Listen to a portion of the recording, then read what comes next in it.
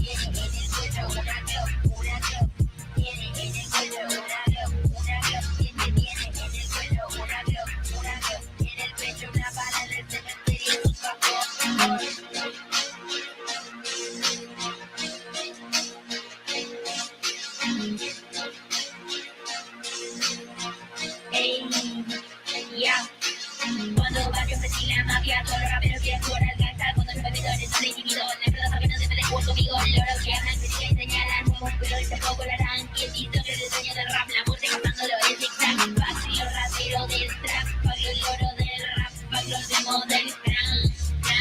Pac, los raperos del trap, Pac, los loros del rap, hijo de puta que es Pac.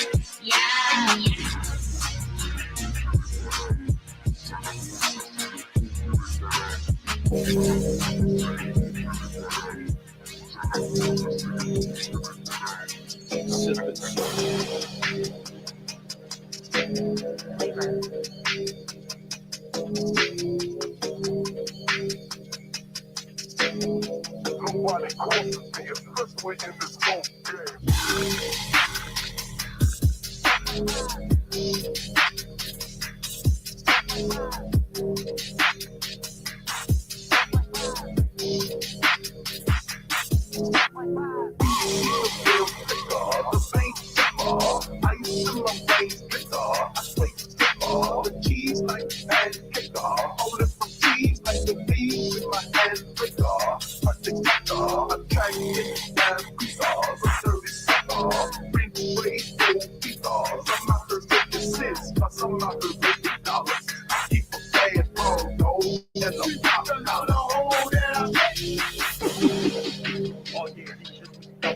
So it ain't over. Raining into the motherfucking road, bro. Hands to the door. Niggas wanna watch this shit when you watching nothing. Yeah. Nigga want you hoes in their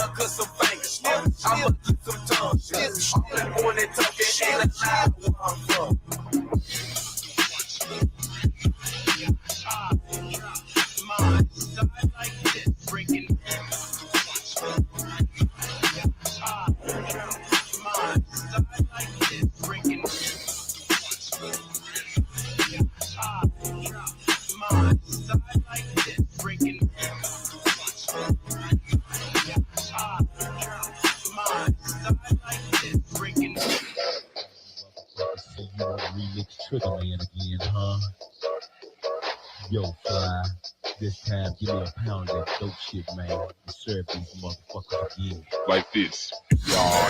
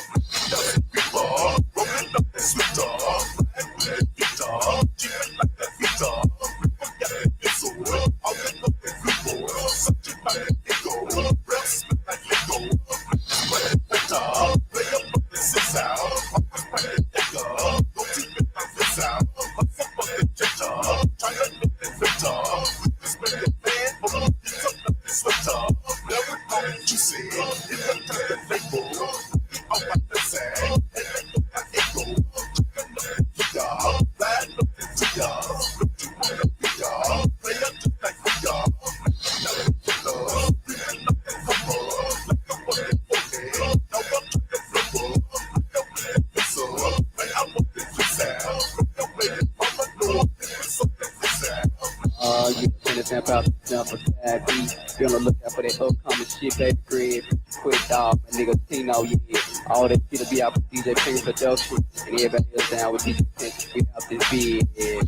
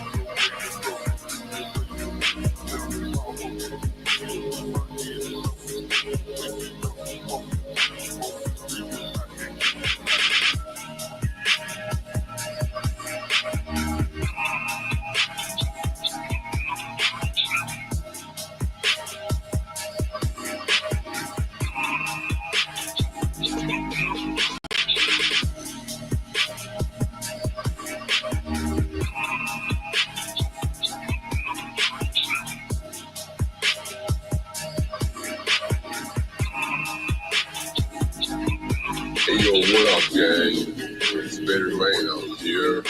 You know what I'm saying? Have a nice ass morning. Yeah. I just wanted to say that my new tape coming out September 6th. So it's next Friday. So you better stay tuned and stay blessed. Out of bumping all this psycho shit all the time, man. Shit, I believe I'm coming with some pimping. Damn. Hey, dog. Drop me some fresh.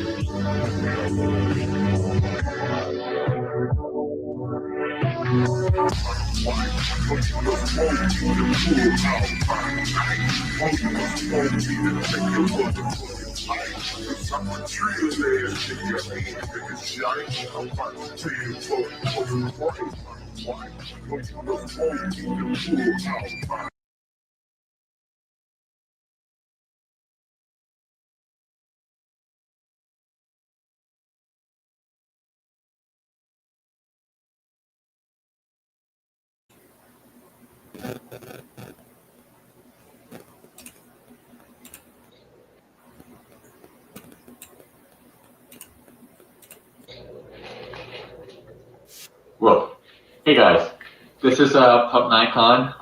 I am back. I'm sure many of you pups and lovely people have been wondering where I have been. To be honest, I have been really, really exhausted and burnt out from the social media platform. I've been dealing with a lot of personal stuff behind the scenes. I've been working a lot, as some of you know, that I'm a part-time professional photographer and a full-time laser show designer for major festivals and so on. And now I am considering joining the military in a year or two, so that's going to be really exciting. But I just wanted to give you a update. I am thinking of coming back to this platform. The reason why I took a much needed break was because I've been super exhausted, very burnt out after my account was getting spammed with Instagram emails saying your account is at risk of being suspended. I don't know if this is from a personal hater or attack or Instagram's automated process, whatever, which is super annoying, especially for the community. I've been doing Instagram since I was 13 years old, and I started my kink account when I was around 15. It first started with the ABDO stuff, and then slowly worked into the pup play, which I am in now. Still a little pup, diaper pup, whatever. But yeah, it's just sucks to have that burnt out because I have so many wonderful friends that I made throughout the years. I have hundreds and hundreds of photos that I have on my computer, on my hard drive that I haven't been able to show you, that I took and planned. So it's but I am coming back. I just don't know if I should come back to this account, which is Pup Unknowns, and then I have a second account, which is Pup Nikon, which probably both of you are watching on now. I don't know if I should return back to the old account or just stick with the new account and turn my old account into a backup page, or maybe just delete it and start completely fresh. Definitely recommendations would be greatly appreciated. But I just miss engaging with you, seeing your stories, photos, conversations, all of that. Made really, really great friends. So I am coming back, so I'm very excited. And yeah, just let me know what your recommendations are and all that. So I really appreciate it. So thank you. Well, and I'll see you again soon. Or put that out. And I'm sure that cut that out. And I will see you guys very, very soon. Love you all. Rush. Arkansas just yet. All the high-res cloud models, I've been paying very, very close attention to that. And they're showing there's going to be clouds breaking, probably clouds in the morning, but then it's going to be partly cloudy to possibly clear in the mid-afternoon. So I would definitely wait for that. So I wouldn't drive all the way to Arkansas just for that. So I was going to go to Indianapolis, but looking at the current models now, I think there's really good chance to see the solar eclipse in that Dallas snow. Well. I hope none of y'all follow Raw's alert. Totally gay.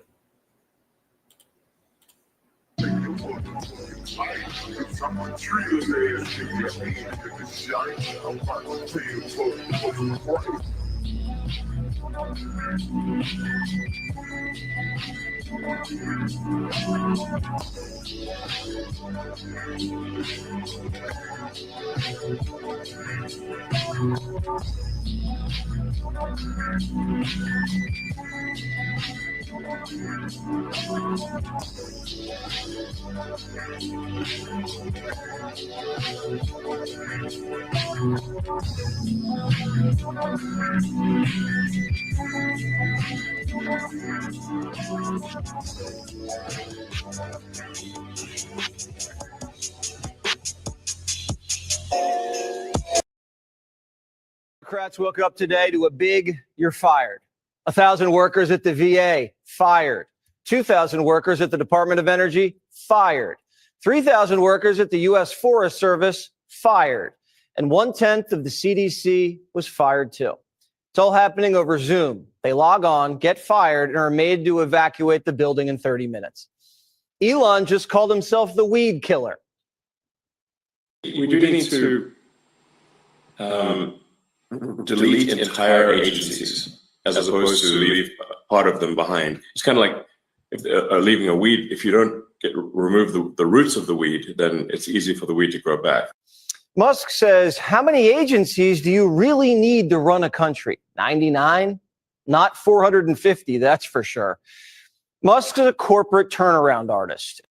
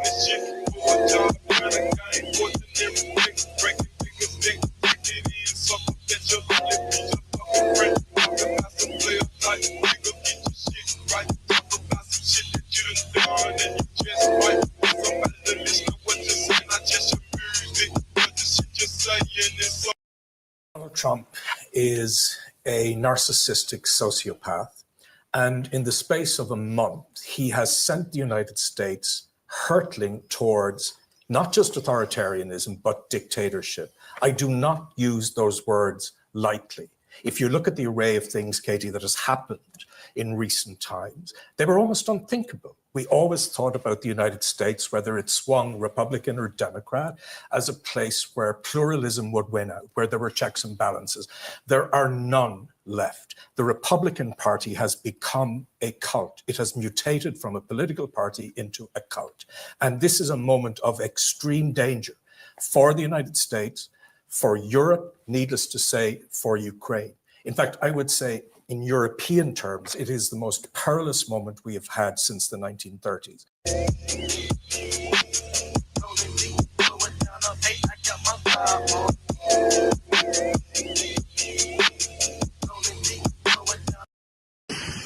We're in Toronto. We just landed. Our plane crashed. It's upside down. Fire department's on site. Upside down. Everybody, most people appear to be okay.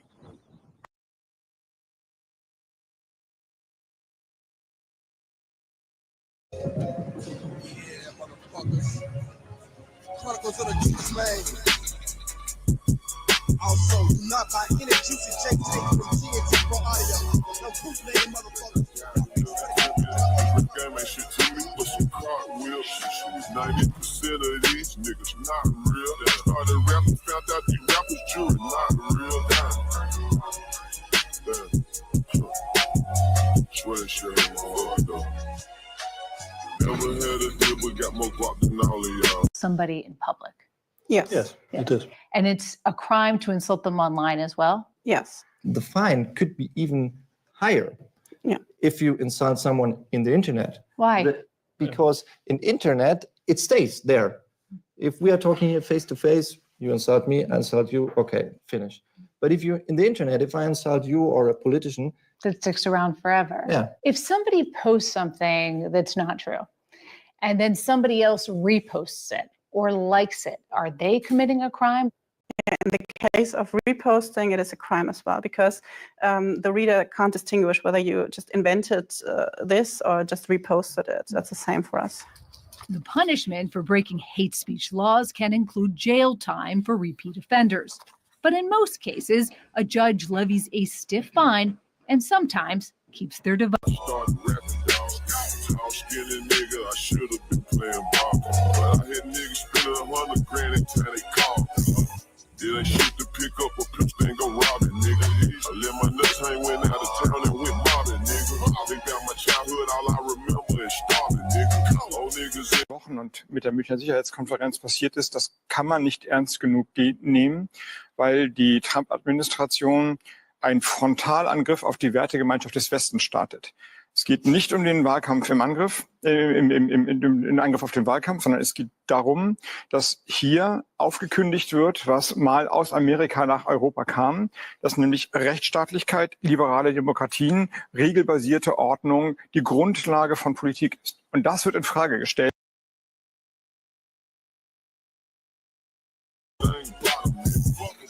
Pledge with my niggas, we brothers forever. Don't give a fuck, you right or wrong, we thuggin' forever.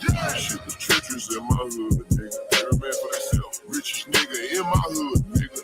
Yeah, do what I want before the rap shit. None of that cap shit. Just might be the realest nigga on the map, bitch.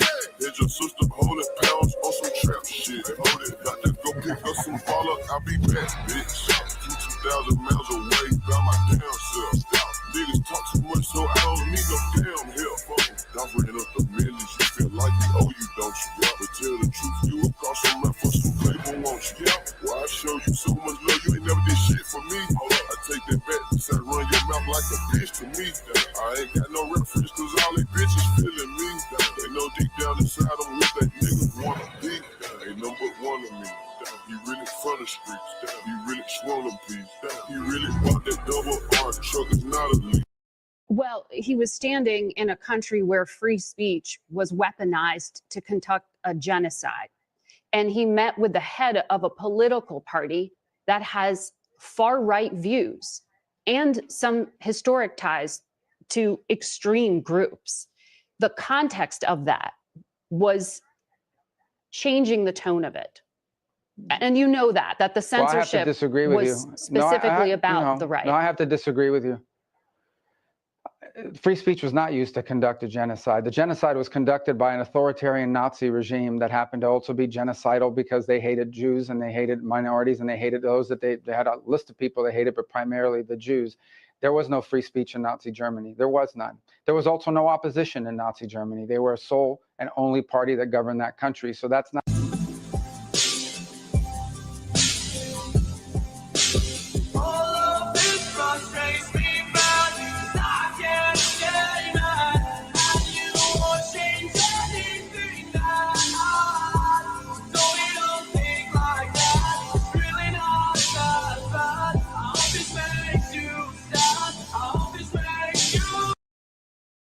Because democracy basically means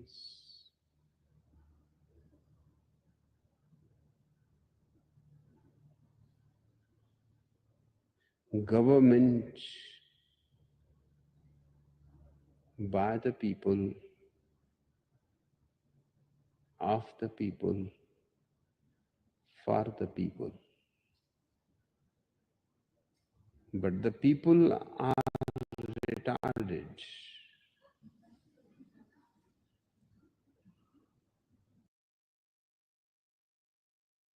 Because democracy basically means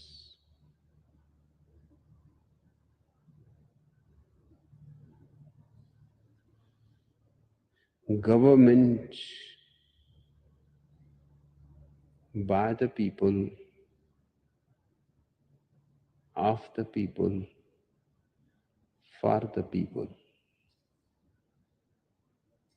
But the people are retarded.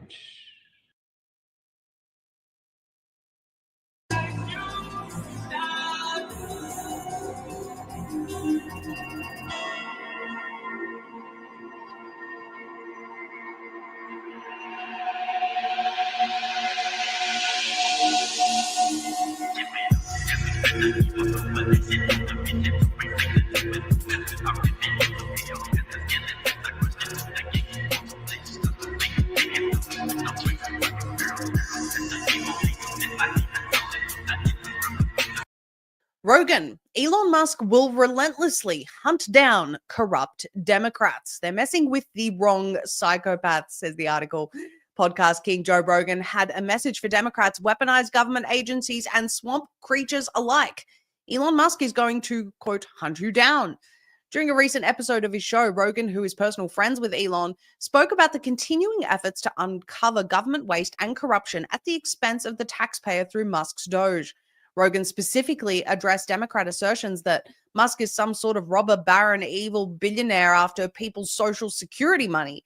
People are worried that Elon is going to steal everyone's money. He has $400 billion. Elon is not going to steal your money. That's not what he's doing, Rogan stated. I have to agree here. I don't think at all that Elon's intention is to steal people's money. Let's take a listen to some of this commentary. Organization. That's fucking amazing. And then this other thing about Elon. Elon's going to steal everybody's money. He has $400 billion. I'm telling you, he's not going to steal your money. I'm telling you, that's not what he's doing. What he's doing is he's a super genius that's been fucked with. Okay. And when you've been fucked with by these nitwits that hide behind 3-letter agencies, and you're dealing with one of the smartest people alive, and he helps Donald Trump get in office, and he goes, I want to find out what kind of corruption is really around. Well, you fucked up. You fucked up and picked the wrong psychopath on the spectrum, because he's going to hunt you down. He's going to find out what's going on. And that's good. That's good for everybody. That's how you should be looking at this. Like, wow, we have a brilliant mind that is examining these really fucking corrupt and goofy systems.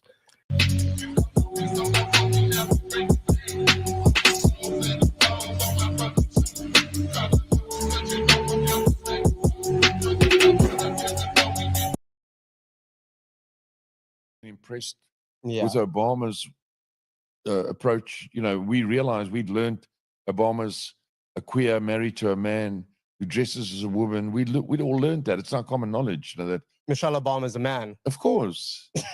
You don't know that? I didn't know that. No. Well, now you know. Yeah. Yeah. Joan Rivers mentioned it publicly, and she was dead 2 weeks later, by the way. You think? Oh, yes. They axed her, eh? They axed her, yeah. So that's common knowledge. You can look it up on any internet thing. I'm sure. And yeah, Michelle Obama is a man. Obviously, you know, they've got, you know, so got pictures of her in tracksuits with a 9-inch slong hanging down her leg.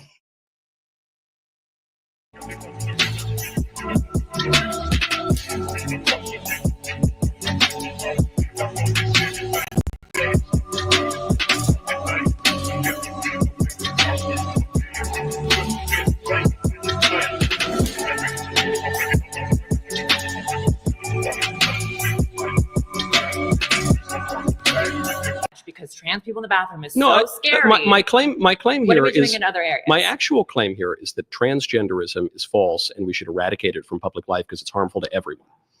Okay. That's my so- that's my okay, actual. If let's- you want to let's talk about the start claim, with- we're let's actually start with that debating. then. Yeah, What does transgenderism in public look like to you?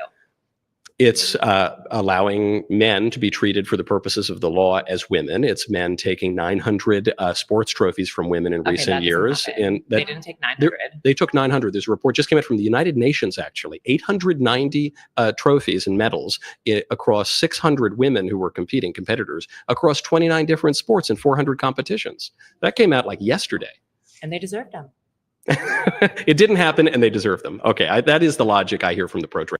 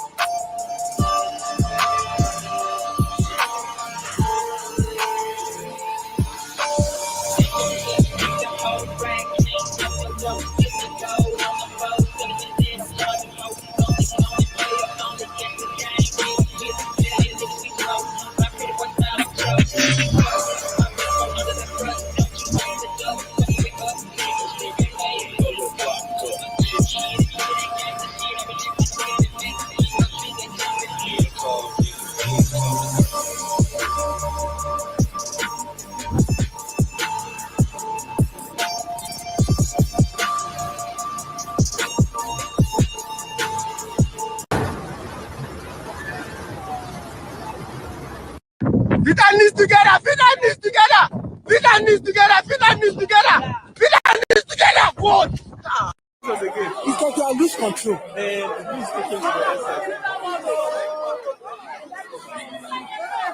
There's us now. This one will land on God. That's it.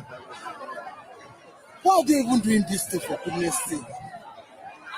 So it's 2022.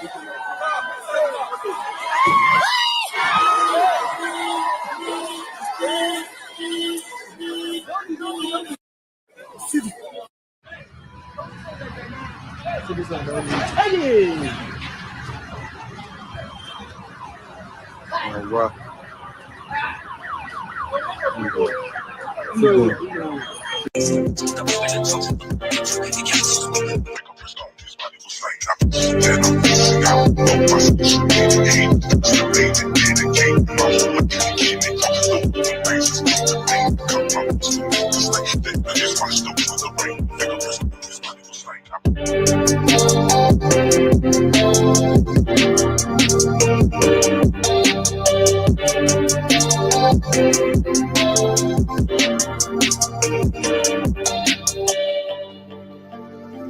Younger sister in Japanese. Imoto. Write it down.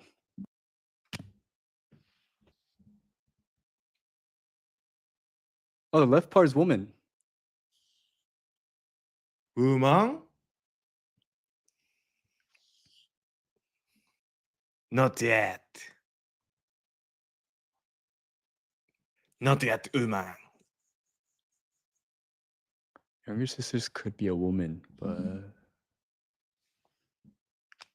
Older sister. Woman? Market. Woman in market.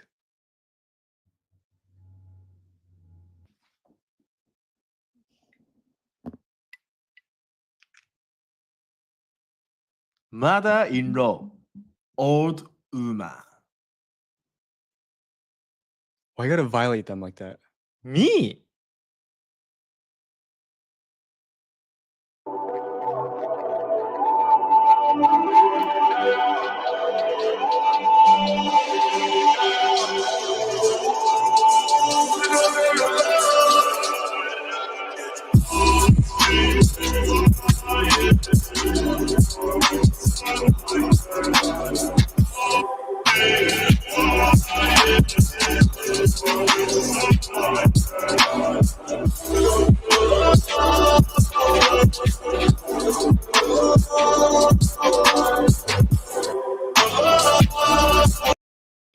Fuck aren't you vegan yet? Because I don't like vegetables. Here you go, how about this? Why the fuck aren't you eating chicken wings?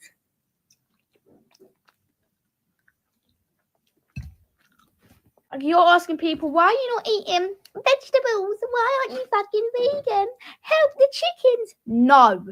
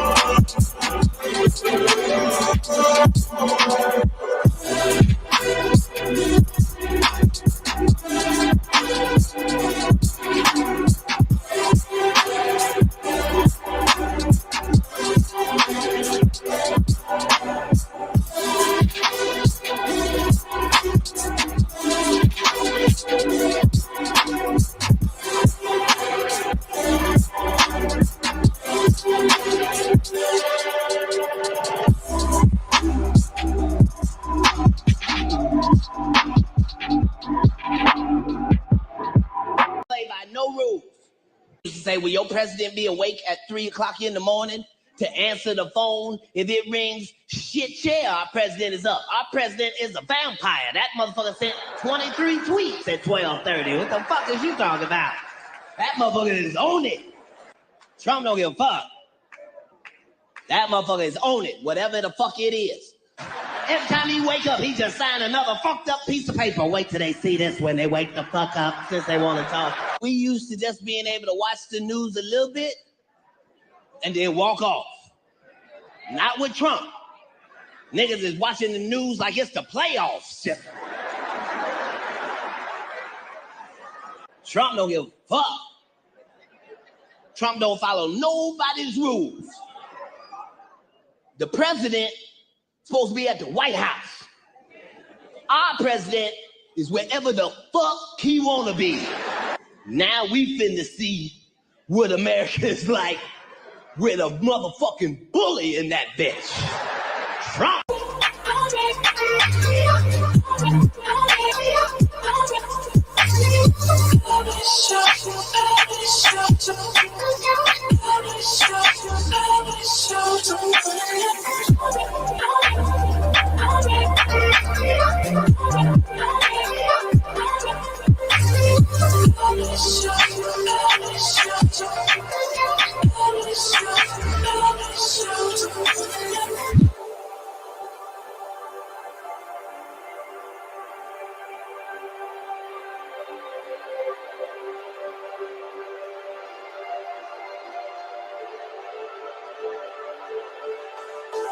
Candy and sugar is really what caused all this horrible tooth decay in people. And the goofy fucking solution that someone came up with along the way was putting fluoride in the water. Mm-hmm. Which is so goddamned insane that you're taking a neurotoxin and you're putting it in the water. But again, like I don't want to take even a political position on this. I just want to look at this. I want to look at this from a human lens.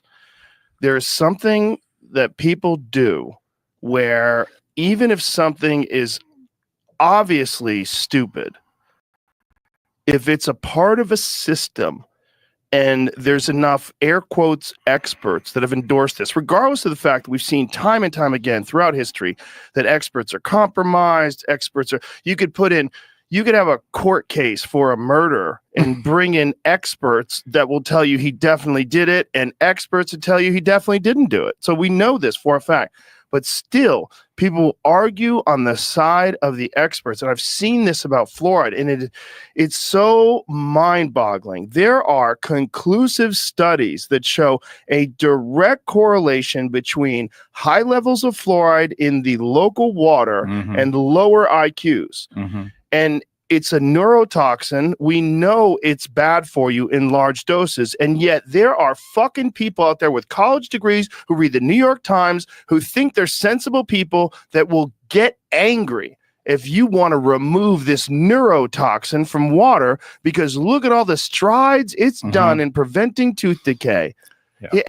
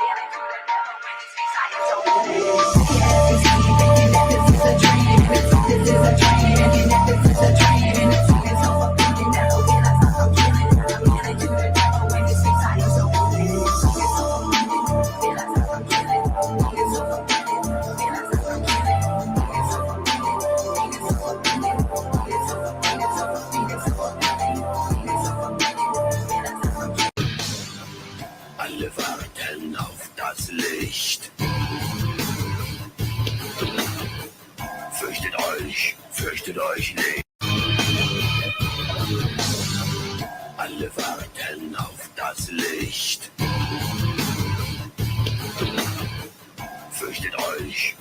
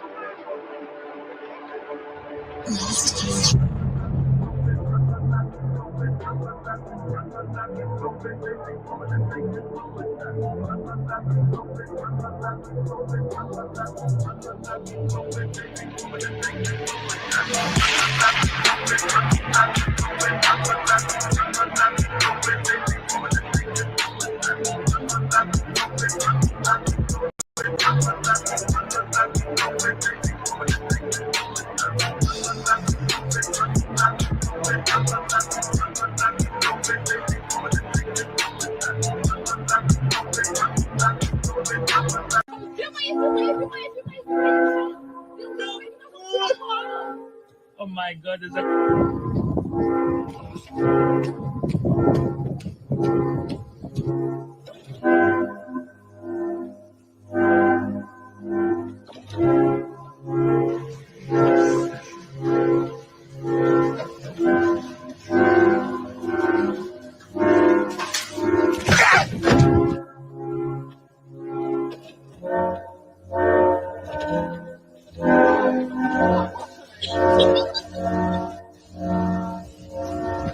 leave the door open for 1 minute. Really? Where are you going?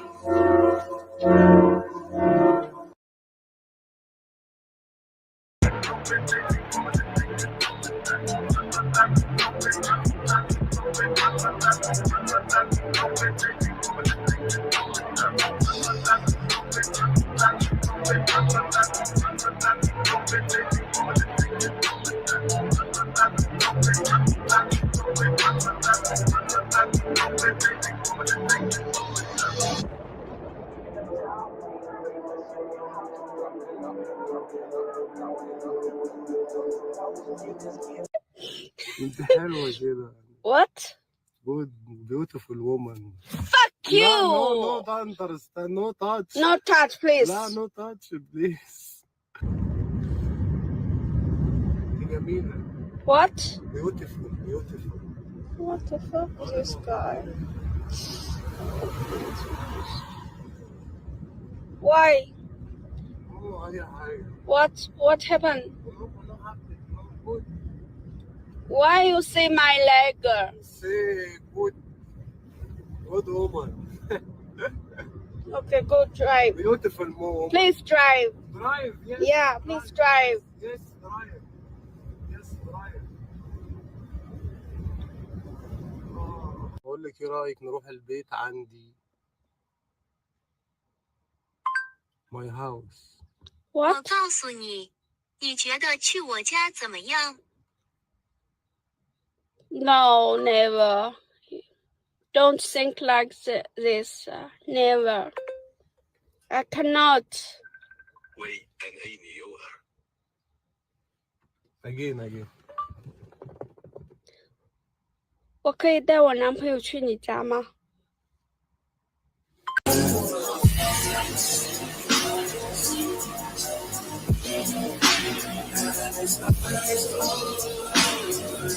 many genders are there? It's a spectrum, so like a lot. Anyways, our sign factory has a lot of store signs in different styles. Check out this brand new acrylic lot books with star-like light strips, customizable in color, size, and content. It comes with a 3-year warranty, worldwide shipping, and no minimum order.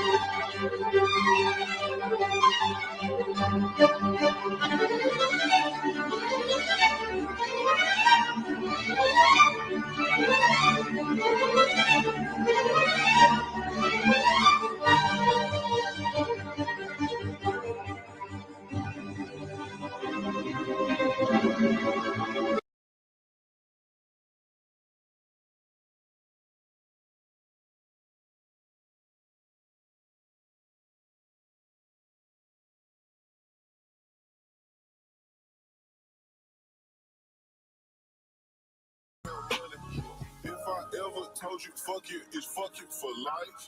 She been bitching all day, she just wants a pipe.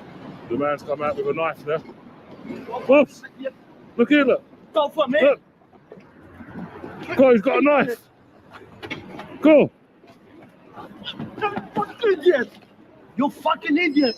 Find the Quran. Go. He's got a knife as well. Oh, you got a knife, man. Fucking idiot. Wait, don't come to me. Don't come in. Listen, I'm just filming, yeah? Find the Quran. No, you shouldn't be. Listen. My religion. You don't buy Quran. Ah, what are you doing? Come on, man. What are you doing? You're standing out in public road with knife. Exactly. What are you doing?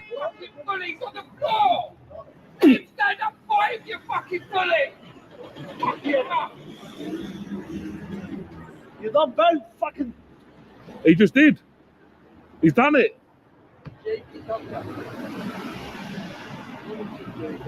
Unbelievable. He went in.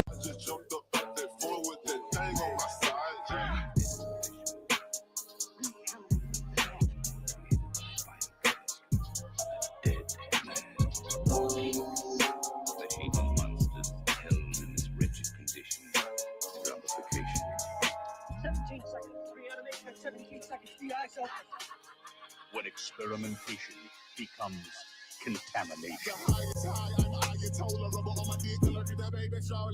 Blue dream that amazing older eight is a Pyrex and the coke in the baking soda. 2 feet of blue flame that create the whole thing. Rap game, crack game, apparently the same thing. If this was 87, I'd be eating chill toes. Would you link back things as you ass elbow? Saving every penny trying to get up out this hellhole. For my super girls hustling up off a jail bone. Not the better for you better have your weapon drawn. I gotta be scared of death, bitch. I'm already gone. Money in my mind. Go with you, my zipper breaking up. I have to pound TC on every finger. You gon' need a boot, don't gotta get his eyes, me, nigga. Excuse me, I'm gonna say his eyes, me, nigga. Now you can turn around. Are you sure? Yeah, turn around. What? This is your cyber truck. Come here. Come take a look at it. It's very nice. What? I don't like this fridge. It's like a trash can. Fridge trash can. This is the Tesla Cybertruck. It's over $100,000, and you're saying it's trash. It's so dirty. Look, it's like Yeah, because I was driving it right now. I was driving. Yeah, exactly. It's getting rusted because it's a fridge. It's a trash can. I don't like it. You're being serious? I told you that I wanted a Lamborghini truck. You're being serious right now. I spent don't like $100 grand on this, and you're. How can you spend $100 on milk? It's so rusty right there. I don't like it. That's not rusty. It's just the dirt. Because I was driving. But I don't like this. It looks.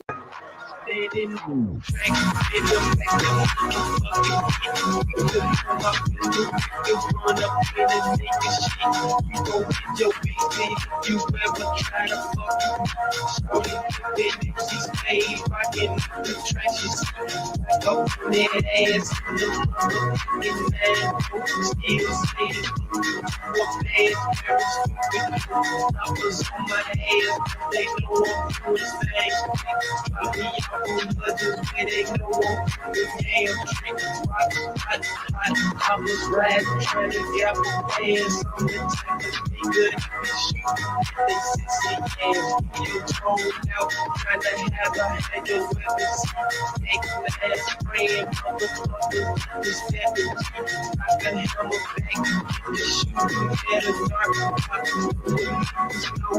this shit here don't ever stop yeah I said it you know what I got looking for a nigga the law Did I go to jail? Hell no. Did I go to jail? Hell no. Did I go to jail? Hell no. Fuck the life, fuck the life, fuck the life. Standing in the bank, in the bank,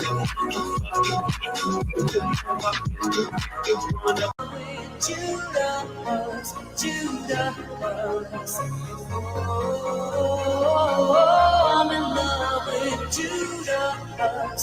Judas,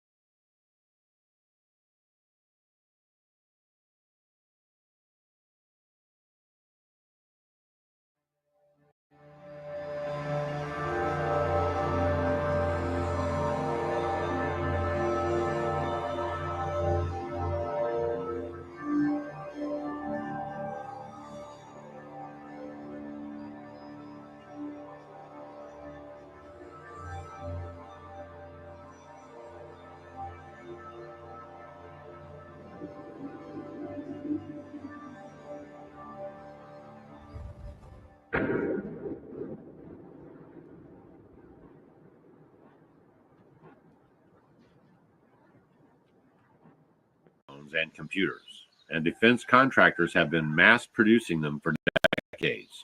These weapons use a wide variety of technologies harvested from the nuclear and medical industries in places like CERN. The recent rise of artificial intelligence has made these weapon systems even more nefarious, with concepts that are light years ahead of where they should be, not only in terms of size and power, but in the most advanced energy weapons are using concepts known as quantum tunneling. These weapons generate high-power microwaves that cause electrons to tunnel and stream through shielding in a process that is also known as electron tunneling. Many other revolutionary energy weapons now exist that are hybrid in nature and are part particle beam weapon and part invisible laser that can be turned to the microwave or infrared spectrums. The military-industrial complex, as Eisenhower used to put it, has turned our communities into giant open-air prisons that nobody can escape from. Soon you will need permission to leave your 15-minute district, as they will slow-kill victims with eugenics programs and death towers.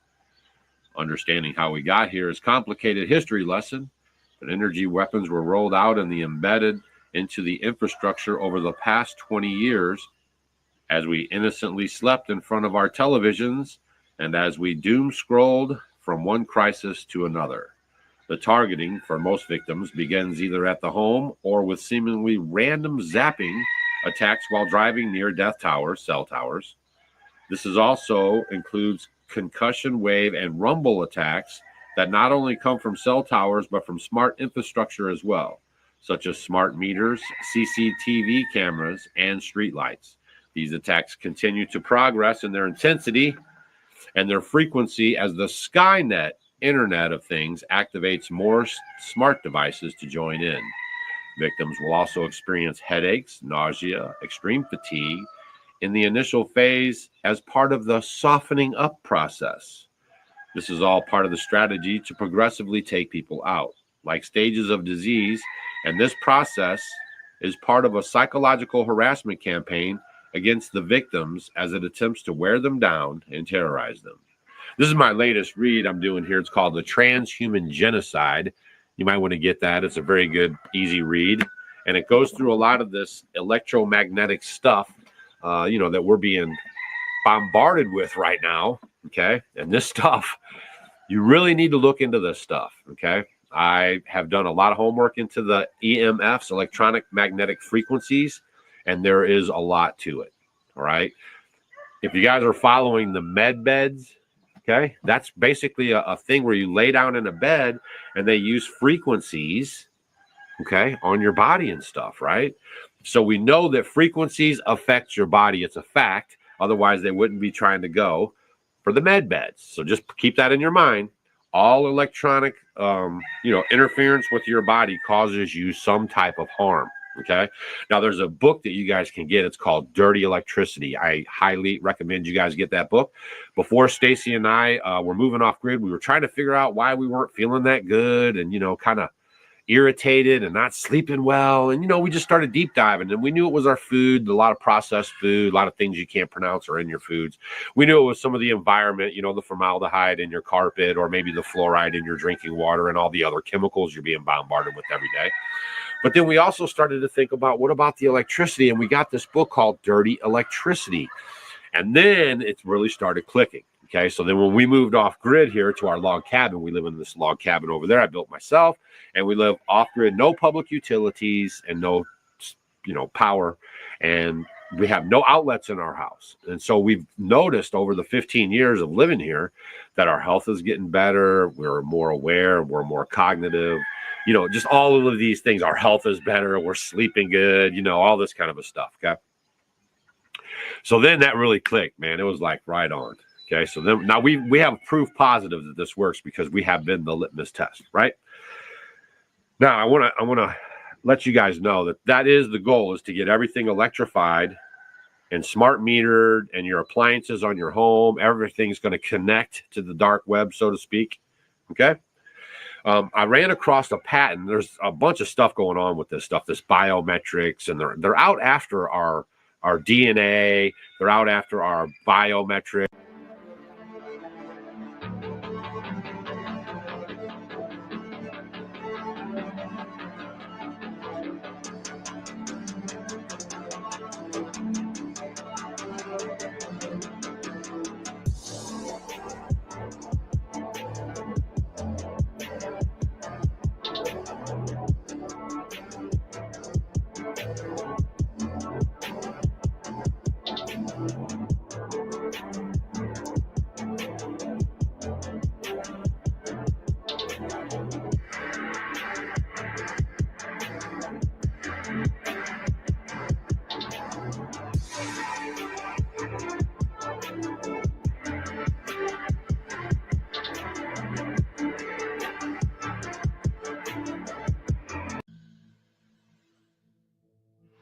The beginning of the study of magnetism can be traced back to Egypt. Also, we find the Greeks used it, and among the Greeks and early Egyptians, we have the first understanding of the nature of magnetism. It was used principally in healing.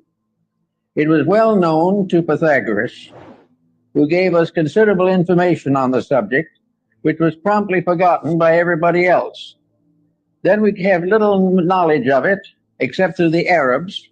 The Chinese were aware of it because of the discovery of the mariner's compass. But for the most part, it was neglected until the 17th century, when it became involved in the story of Rosicrucianism. The alchemists, the Rosicrucians, and the Hermetists all were unfolding phases of magnetic theory. Then we come down a little later and we come upon a curious instrument, Mesmer's magnetic tub. This was a kind of tank in which many people put their feet at the same time and held hands and created a battery out of the water in the tank. Incidentally, the magnetic theory is based upon a very simple fact, namely that what we call empty air is not empty at all. It is the most profoundly used all the elements that we know anything about. We all live within air and have our being, and we know that if air fails, we die. But what we do not realize is that air is not just some oxygen or helium or something of this nature. Air is something in itself. It is a substance of itself. It is a substance so real and so important that it's almost impossible to estimate it. It is a tremendous field of magnetic energy. The atmosphere carries the magnetism of the sun.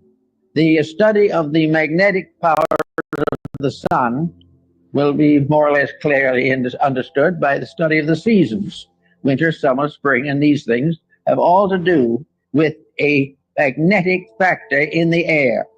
And we think of it only as in trying to explain it as a physical astronomical phenomena, since as the rotation and revolutions of the sun and planets. But each of these planets is a field of magnetic energy. And this energy comes to us through what we call air. One thing we have learned from television is that air transmits. We know, for instance, that we can have all kinds of programs on the air at the same time, and they can come from all directions, and they can overlap and interlap, but each one will remain separately identified as though it was moving in a channel or circuit of its own. Something went through was vibration, and this vibration in the magnetic field can be divided into an infinite complexity of separate emanations. In other words, if we had 1,000 different channels, they could be differentiated in the magnetic field so that each one would be broadcast correctly and properly for whatever it is. Thus, we realize there's something out there besides air, something besides helium and oxygen, something besides the ordinary factors we take into consideration scientifically. We are in the presence of a mysterious agent, an agent that is part of everything that we are. Now, studying magnetism as it comes into the human body, we discover, along with Tilda, that each human body is surrounded by an etheric or energy field. This energy field is sometimes referred to as an aura, but it is not the true aura that we think of in metaphysics. This magnetic field is an area of energy. This area of energy forms an egg-like atmospheric sheath around the physical body, usually extending 3 to 5 feet from it in each direction. This energy field is the basis of virtue, because this energy field depends for its reality, its serviceability, and its protecting power to move emotion, thought, and the attitudes of the person around which this magnetic field is gathered. In other words, the individual, if they are normal, if mentally, emotionally, and physically, they are keeping the rules, this magnetic field forms a tremendous protection. It is normal, it is healthy, it is constantly able to handle infections and all kinds of difficulties. It will help to heal wounds. It will help to recover the use of functions and organs. And if we are deprived of some part of the body, it will try to compensate for us. As long as the individual takes proper care of his magnetic field, it will serve him. Now, this is a phase of morality that is generally overlooked. It is assumed that these magnetic fields are something you don't pay much attention to. They're there, maybe they'll help a little. But the truth of the matter is that practically the whole survival of the individual depends upon maintaining the integrity of this flow of energy into the magnetic field. This energy comes from the sun. It comes through a mysterious energy tube in the magnetic field. It enters the individual through the crown of the head. It disseminates through the entire body, and it's excreted back again through the lower centers of the body and is recleansed by the solar energy. This is a kind of a little private tank or capsule of life that we are all carrying about with us all the time. Now, the problem of morality in this is very definite. The moment we break rules, we damage that magnetic flow. We have got to keep the laws of nature, and these in turn are the laws of God, or the magnetic field fails. It can fail because of physical intemperances, which reduce its integrity and reduce its power. It can be wasted in riotous living, which is a common cause these days.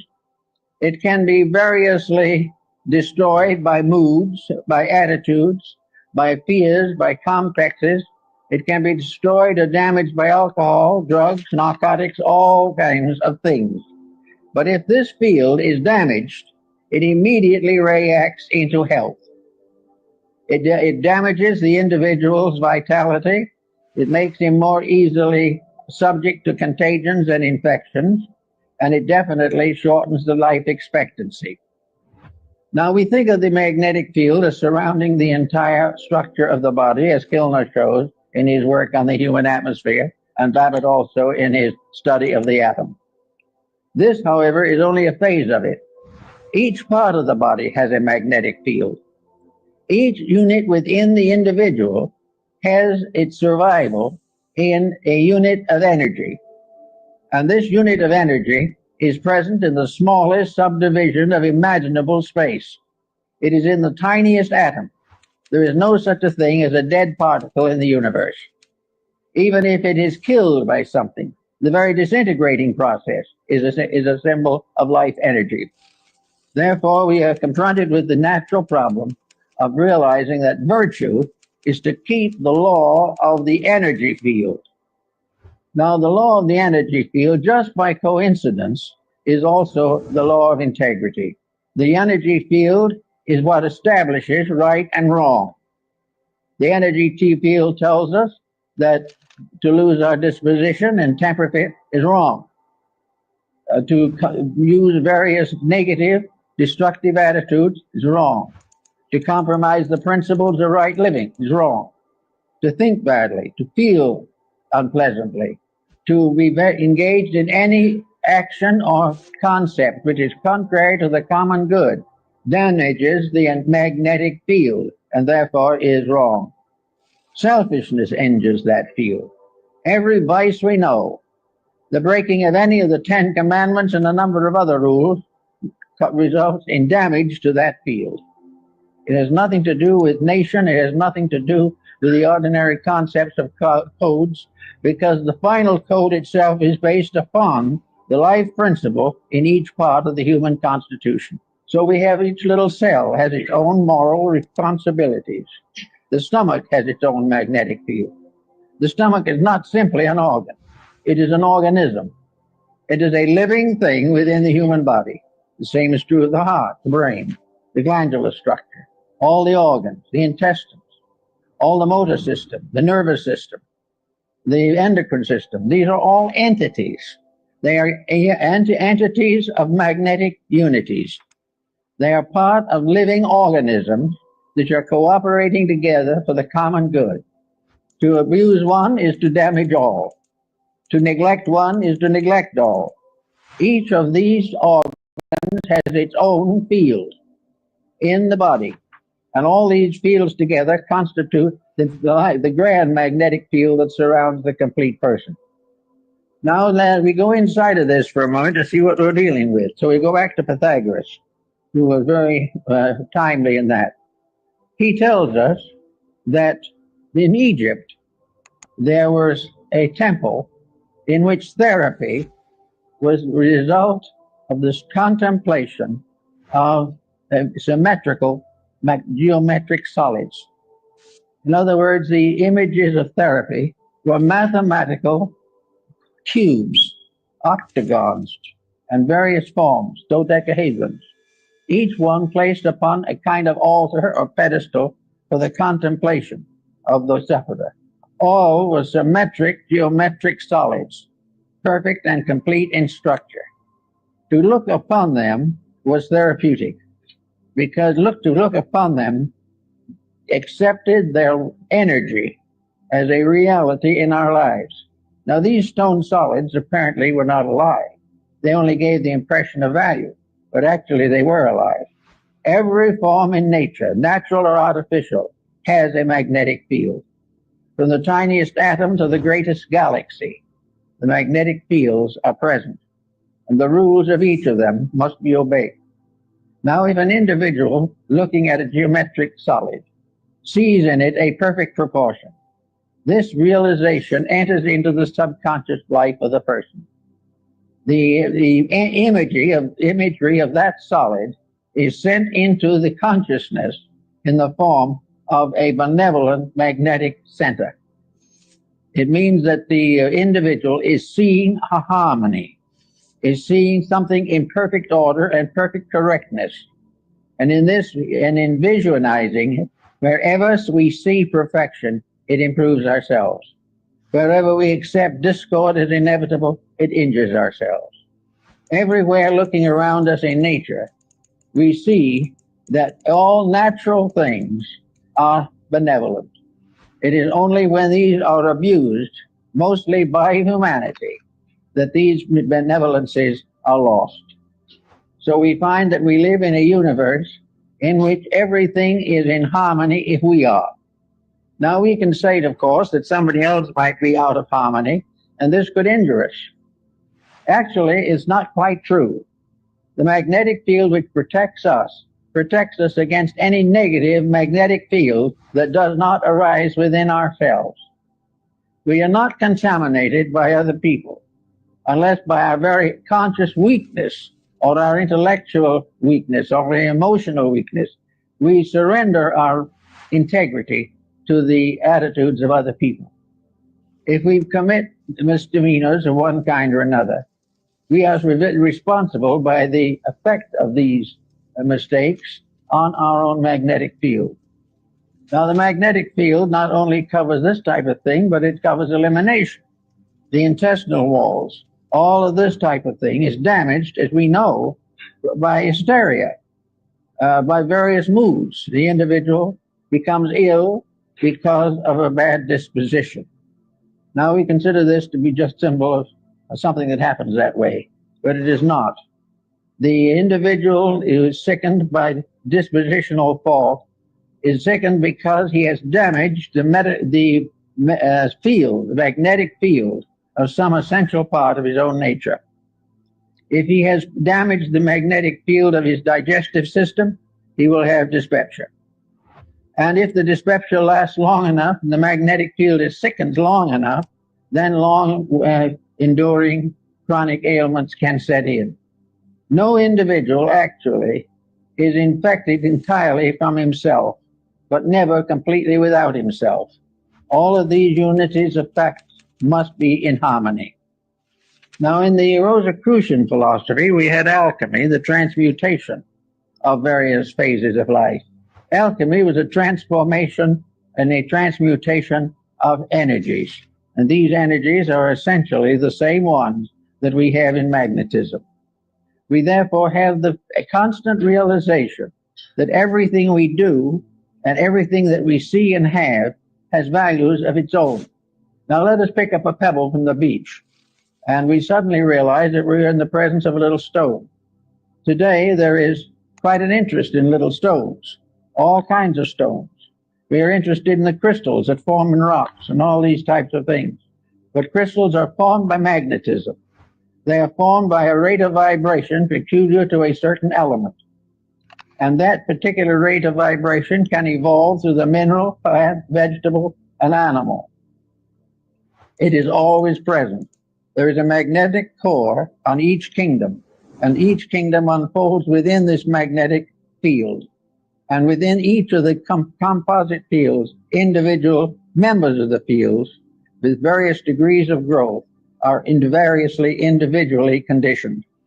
Everywhere, this process of keeping faith with integrity becomes the natural secret of security, survival, and world peace.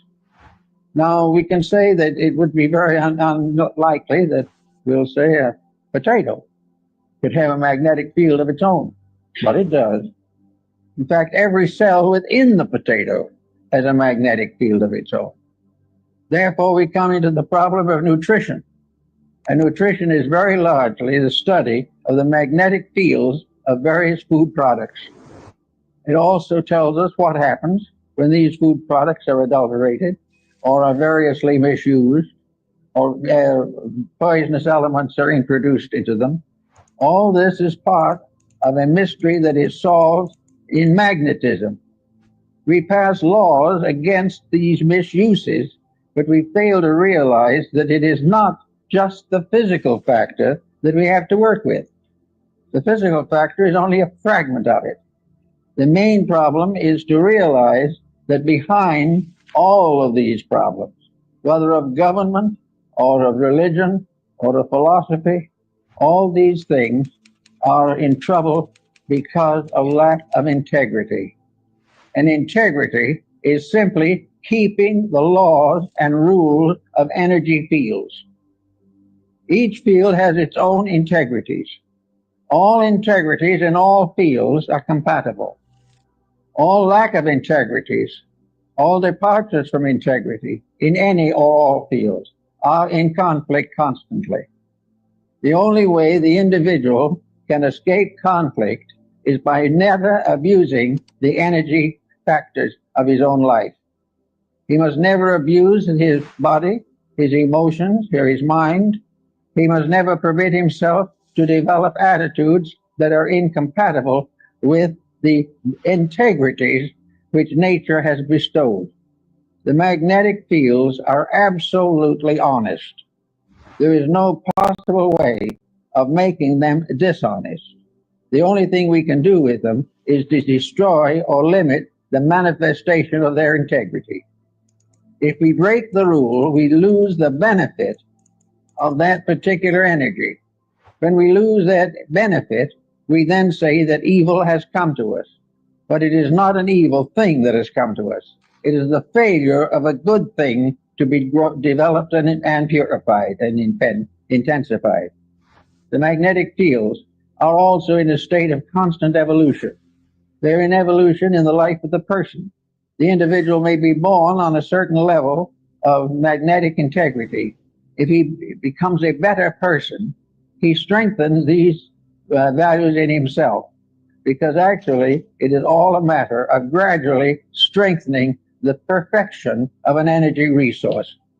Now, no one is going to perfect it in one life or 100 lives, maybe, but he's going to grow.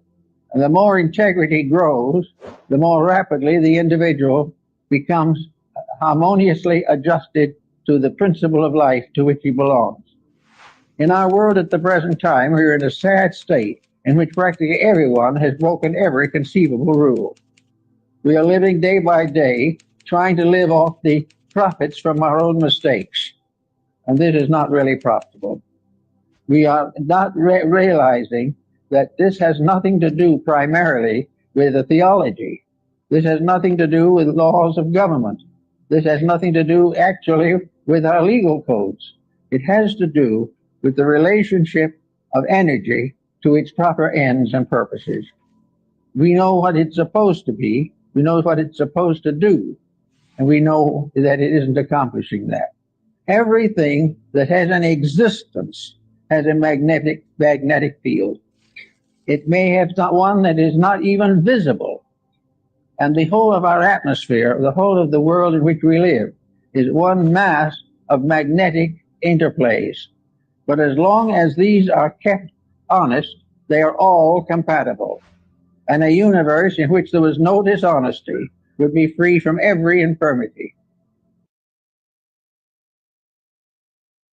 Say when you take out the Judeo-Christian legal system, you've only got a few options left.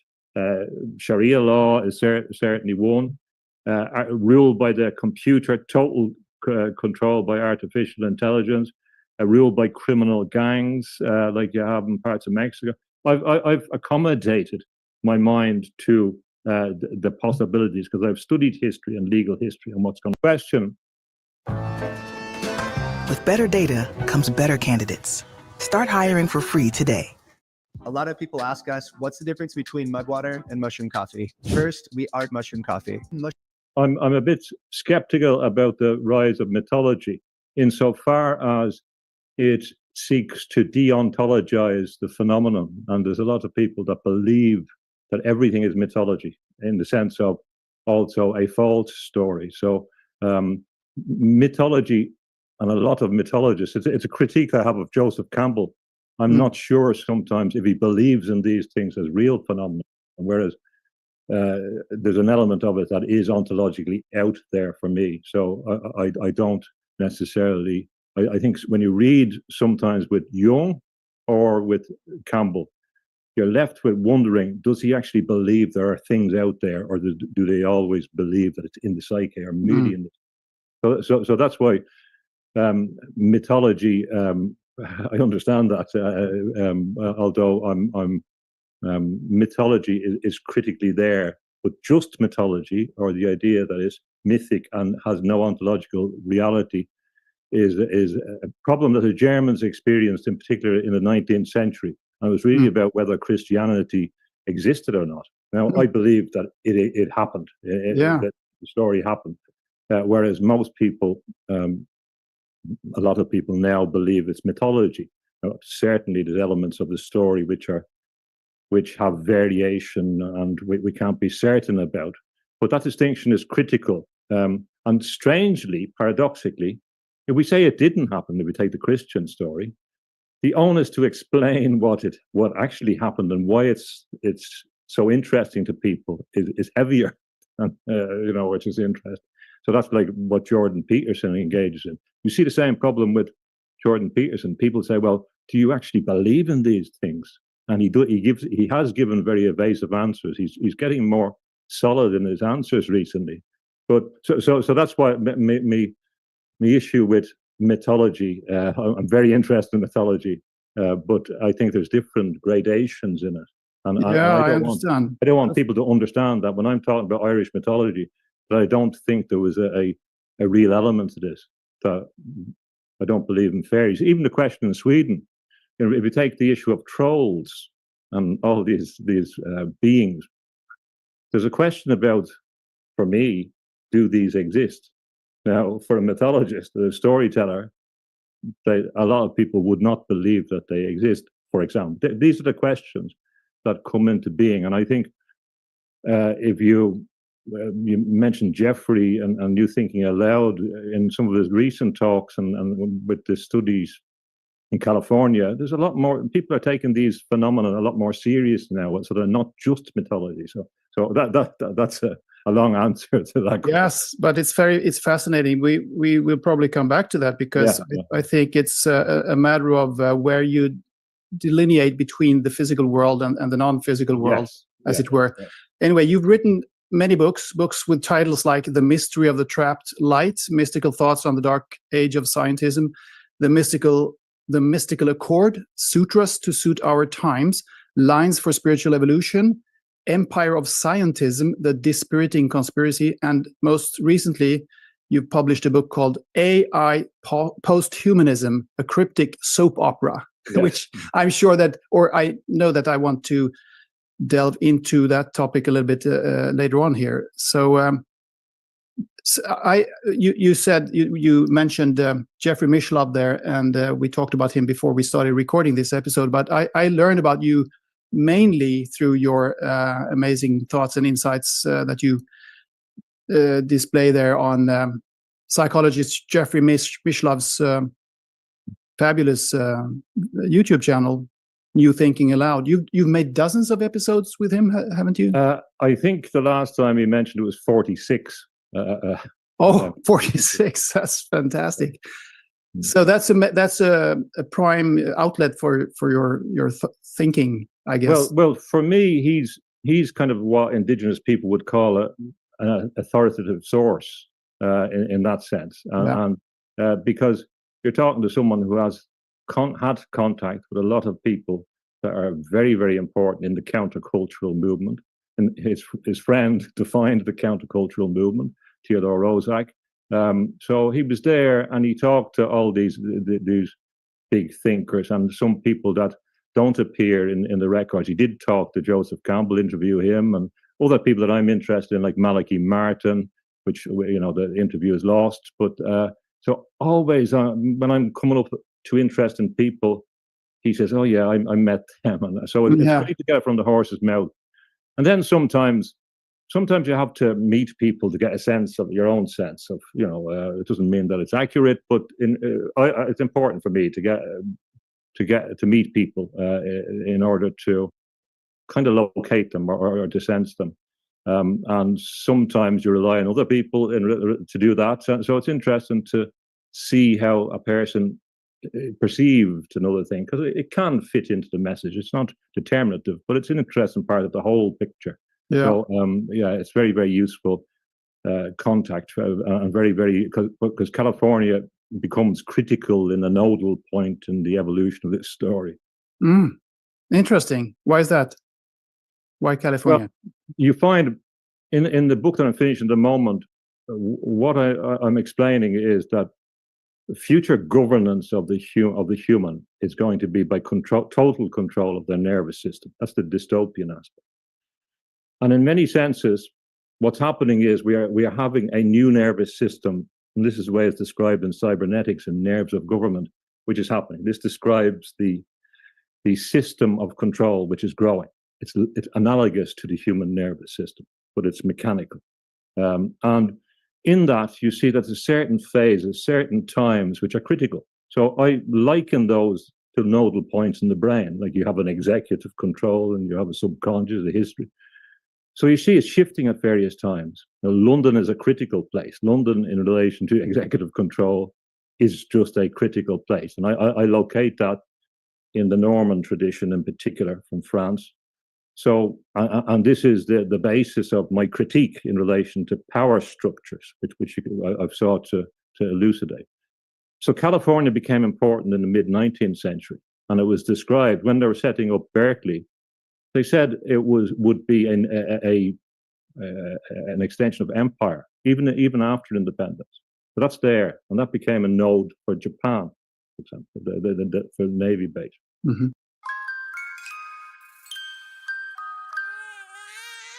Big ideas.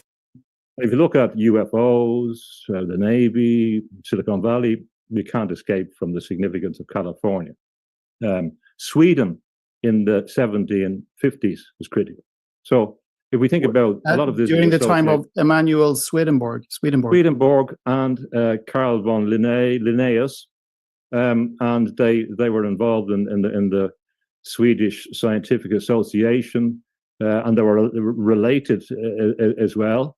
But people forget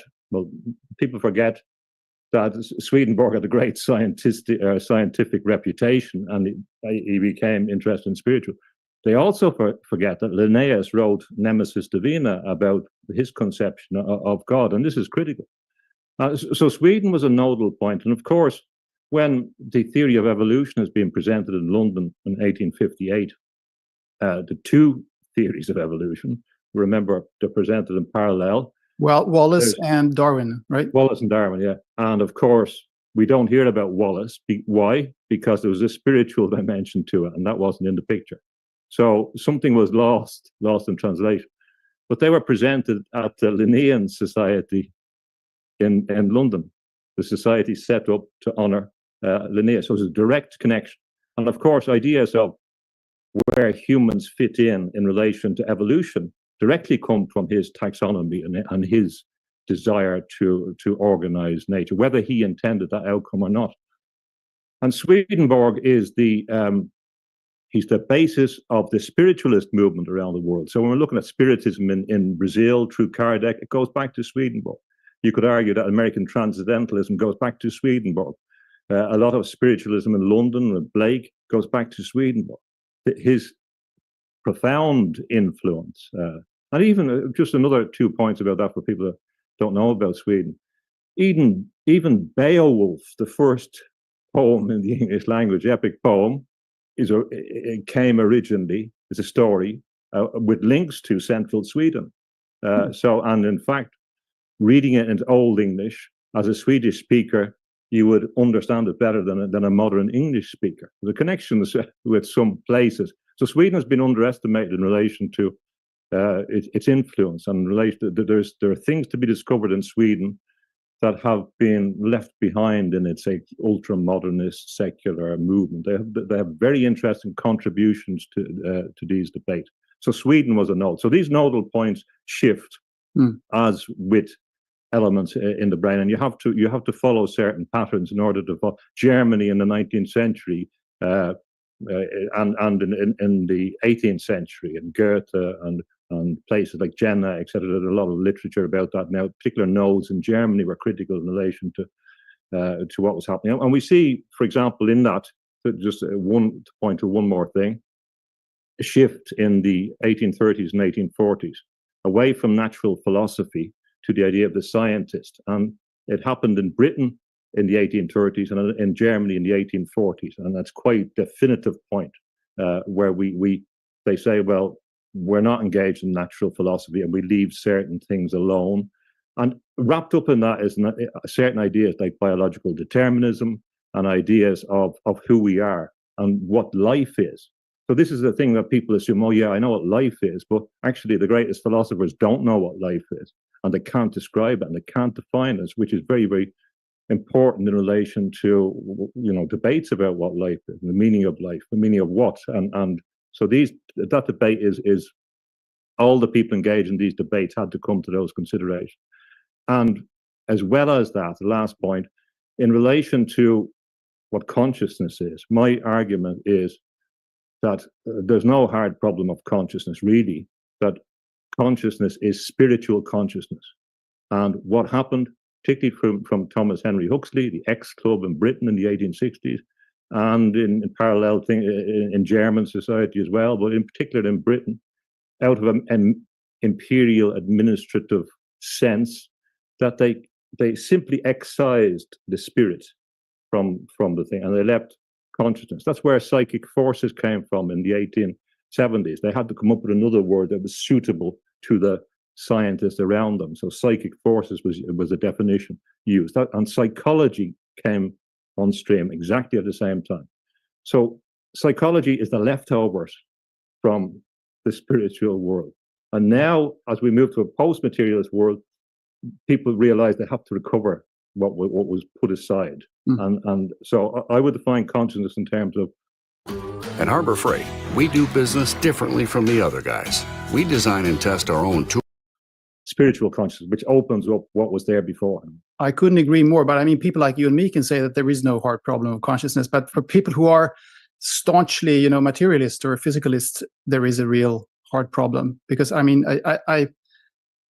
I look at this, I look into this science quite a bit actually, and there are new studies coming out all the time, and they are trying to find the consciousness neuron, or whatever you want to call it, or the doings, the happenings, the workings of the brain to explain consciousness. But I mean, that cannot really. It can only show you what it looks like from the outside, as it were. It cannot show you it cannot explain the subjective sense of being alive or having any subjective, sense perceptions at all, I would say. Yes. The famous work on what it feels like to be a bat, for example. So for example, I see it as very narcissistic that, again, to draw on the mythology, which I do a lot, the idea is that they've fallen in love with a reflection, which is not the real thing. And that entails nemesis coming to punish in the future, because we've externalized something, we've made an object, and we've forgotten about the subject, as you've said, and failed to see the interactive nexus between them. And it's a fascination with method, as McGilchrist talks about the left brain focus, all that work. And there are more and more realizations of the danger of that. But essentially, the subjectivity has been left out, and in particular, the subject of the human, because you describe yourself as a humanist, I believe. Well, an original humanist, because I know there are dozens of definitions of what a humanist is. Exactly, I heard you talk about that, so I'm aware that this term is problematic.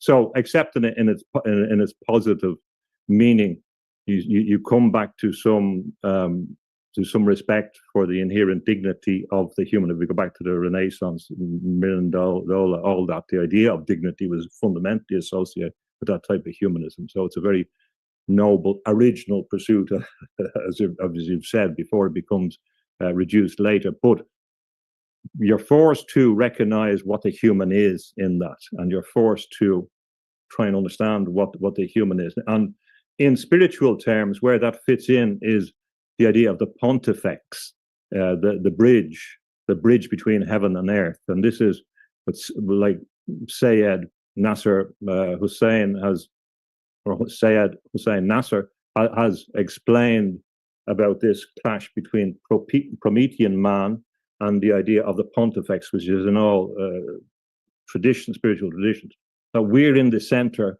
between the heavens and the earth and connected with both.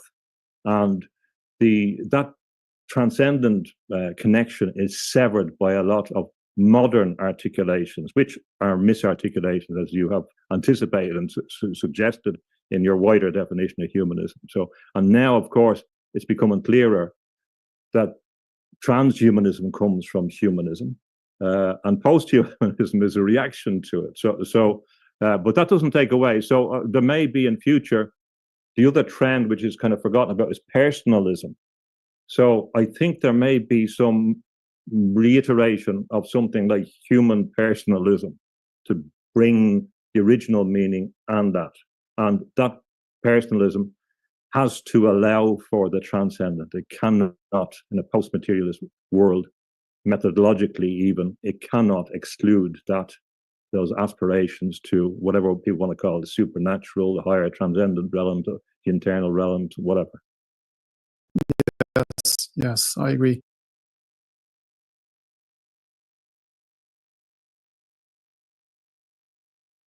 I have this heading in my notes here that say humanity at a crossroads. You say on your website, you claim there that the individual spirit has never been so threatened as now. So what do you mean by that? Are we living in crucial times right now? And in that case, why? Well, and of course, I'm not criticizing you when I'm talking about the labels about humanist of yourself. It's difficult for me and to come up with labels for myself, as we talked about in relation to mythology. If we look at Rudolf Steiner and people like that, they anticipated that there would be an assault on the spirit with the objective to remove the human spirit, the human spiritual consciousness. I believe that, consistent with the idea of creating a total control of society through a technical nervous system, a technosphere, that its objective has always been to govern the human totally. And the ideas that people think are nice have been integrated into the system, or endosymbiosis, as I call it, which entails the system coming inside you, must be associated with the end of humanity. I draw the analogy between it and possession in spiritual terms. Or if we look at the work of Wade Davis in relation to zombies in Haiti, when he was looking for the physiological explanation, it's a similar thing. It's a prosthesis or coming into the body, and its sole purpose is to condition the human to align with the external system, whose interests are not consistent with the idea of the spirit and the spiritual expansion, especially because the people who promote the system don't believe in the spiritual consciousness or don't want it. So I believe that the origins of computers, going back to Babbage, the origin of science, the origin of this shift in evolutionary theory away from the spirit, especially through Thomas H. Huxley, is an effort in imperial governance, post-imperial governance, as anticipated by and explained by H.G. Wells. So that the future was biopower, the future envisaged in the New World Order. Now, that's not my title, that's the title that H.G. Wells gave to it in his book of that name, which is a conspiracy because he described it as the open conspiracy in his other book. It's not made up. It's facilitated by the systems, the technological systems, undersea cables. And interestingly, of course, people say, well, you have to presume there's cabals, the word for the group. Manage money as a family with the Venmo Teen account, available for ages 13 to 17. Of wasps that were behind the transatlantic cable, they were called the cable cabal. So open, there's nothing strange about this. I used to teach competition law. Even the most right-wing economists accept that companies collude, that people come together. You wouldn't have the system, you wouldn't have the safeguards if that didn't happen. So the idea, what I say is that there's been a collusive governance endeavor to utilize mass technology to create the nerves of governance of the globe, which will be predicated on the coming into our body. And once that happens, you lose control. And people say, well, that can't happen. There'll still be some spirit residing there. But if I locked you in a room and gave you alcohol all day or drugs for 20 years, it's very difficult to engage in spiritual development.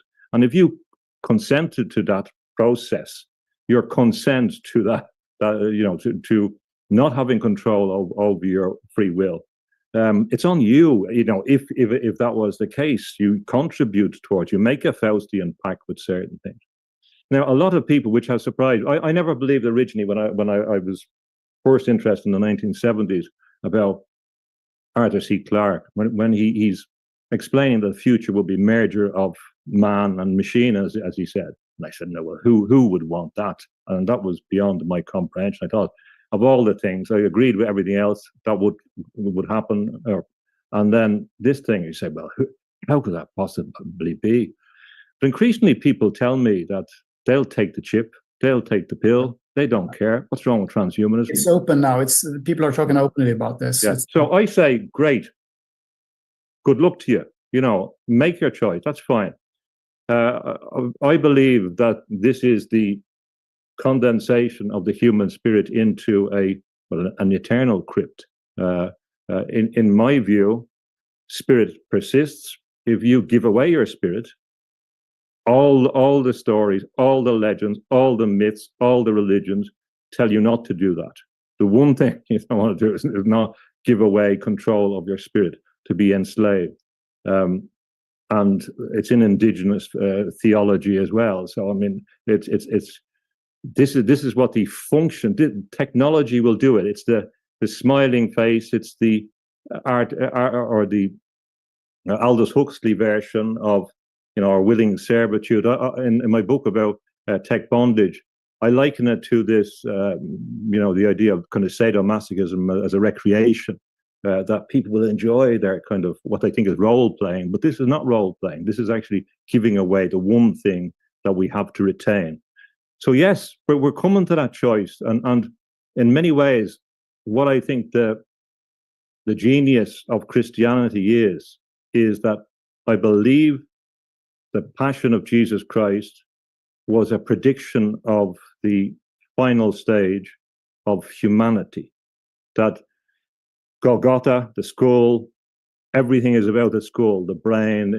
I've talked about that before. It's a focus on control of the mind. Even the crown of thorns is analogous to, we see this in One Flew Over the Cuckoo's Nest. We see this theme right there about control of the brain, of the skull, of the mind, and the resurrection from there, which is equivalent to escaping Plato's cave. It's equivalent to realizing you're something more than the mere physical. But it anticipates, in my view, what's going to happen to the human race about 2,000 years after.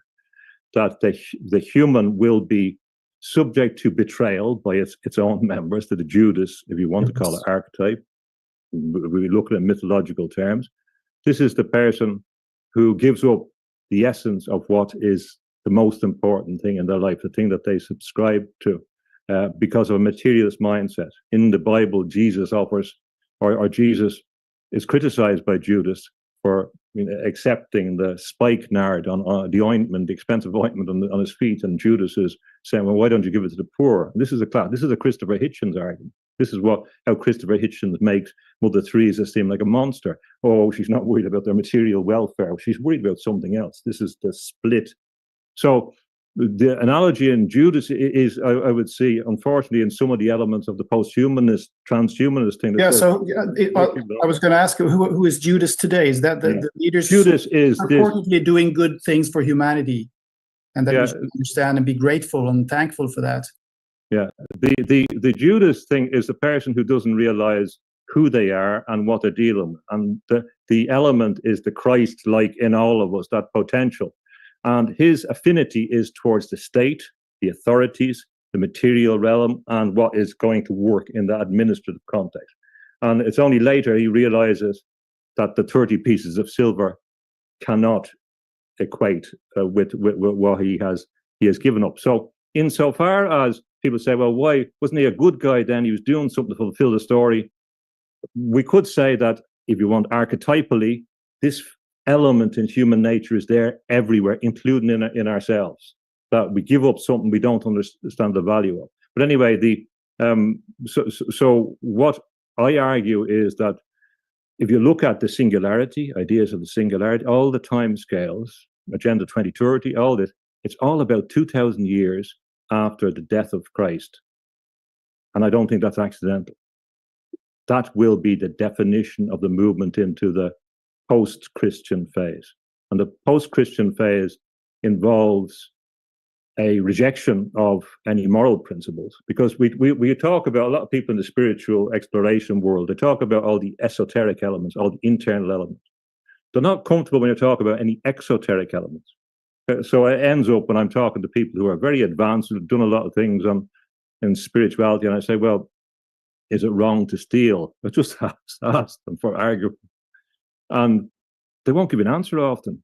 They say, well, I don't believe in dogma and all this, you know. So when they say that, I'd say, well, what about killing and all that? You know, I just want to know where I stand, because there's implications of these principles. So people say, well, they're just old-fashioned things, and you know, social. They're reflections of a deeper truth, and that's a problem actually for a lot of the spiritual thing. Well, where do you come from? If you look at a perennial philosophy position, there's an argument that these principles are fundamental. They were always there. That there's certain natural law. Yeah, and certain natural principles that flow on that. I have to recognize the divinity in you. I must respect you. I must respect that there's something bigger than that. I must take a long-term view. And if you look at people like Martin Nowak, and who has written from a mathematical perspective about evolution and what's missing, he focuses on that tradition which says that competition is missing. The benefits of cooperating is missing. And this goes back to Kropotkin and the anarchists. And they said, well, society is really defined not by competition, but by cooperation. And which a thing that I've been thinking about a lot recently and writing about is this: why are all debates about religion fundamentally about the sacrifice? Why is that? And that's a deep question for perhaps another time. But I believe in many senses the sacrifice is indicating that there is some higher order, it's recognizing natural law, and that there is an advantage to giving things up, to releasing, to giving of yourself. Now, of course, it evolves from human sacrifice. Christian stories associate with that transition to a vicarious sacrifice. And that was particularly manifest in the Tridentine Mass and the Latin Mass. That theme was very important. And that theme, for me, has a social, cultural benefit, that it impacts on society in relation to ideas of how humans conduct themselves. And we're moving into a no-trust society, and that a zero-trust society. This is the description of. That's why technology is moving in to push out what were human interpersonal values, community that reflected deeper values of reciprocity and interaction. So how we become and express ourselves as humans, as a lot of the German Jewish thinkers express, William Stern, for example, the difference between a person and a thing. And he was the father of Gunther Anders, or Gunther Stern. Gunther Anders, who became a great critic of the what was happening with technology, who married Hannah Arendt. We have a fantastic, he was a cousin of Walter Benjamin, a fantastic confluence of thinkers who are thinking about the relationship between what a person is and totalitarian systems. So once you begin to lose this idea of a human who interacts with other humans as a priority, who can cooperate, who are not determined by biology, and who are also another concept I should put in the equation, that again, to take the Christian analogy, but it's in Islam as well. It's the same thing. What are we? And Jesus says, ye are the salt of the earth.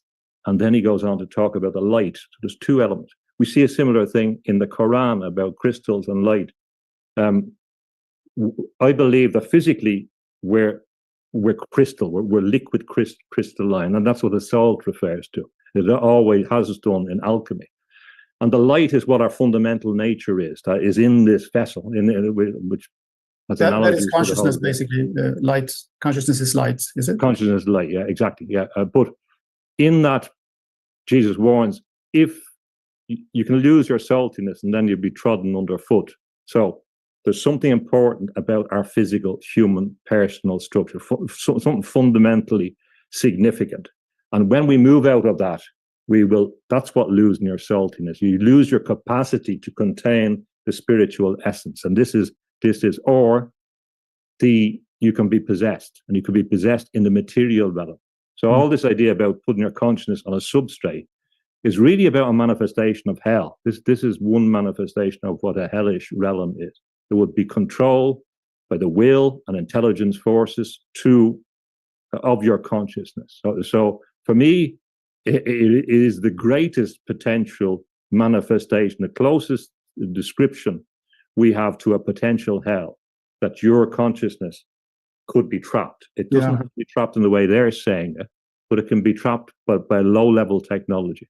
Yeah. Well, let's get back to the AI thing and transhumanism in a bit. I just want to linger a little bit around the background and the history and why this has happened a little bit again, because it sounds a little bit like we're talking about cycles here. You mentioned the 2,000-year period from Jesus's time and to now, and that this is a crucial time. It sounds a little bit like cycles. Are we in what in the Hindu tradition would be called the Kali Yuga?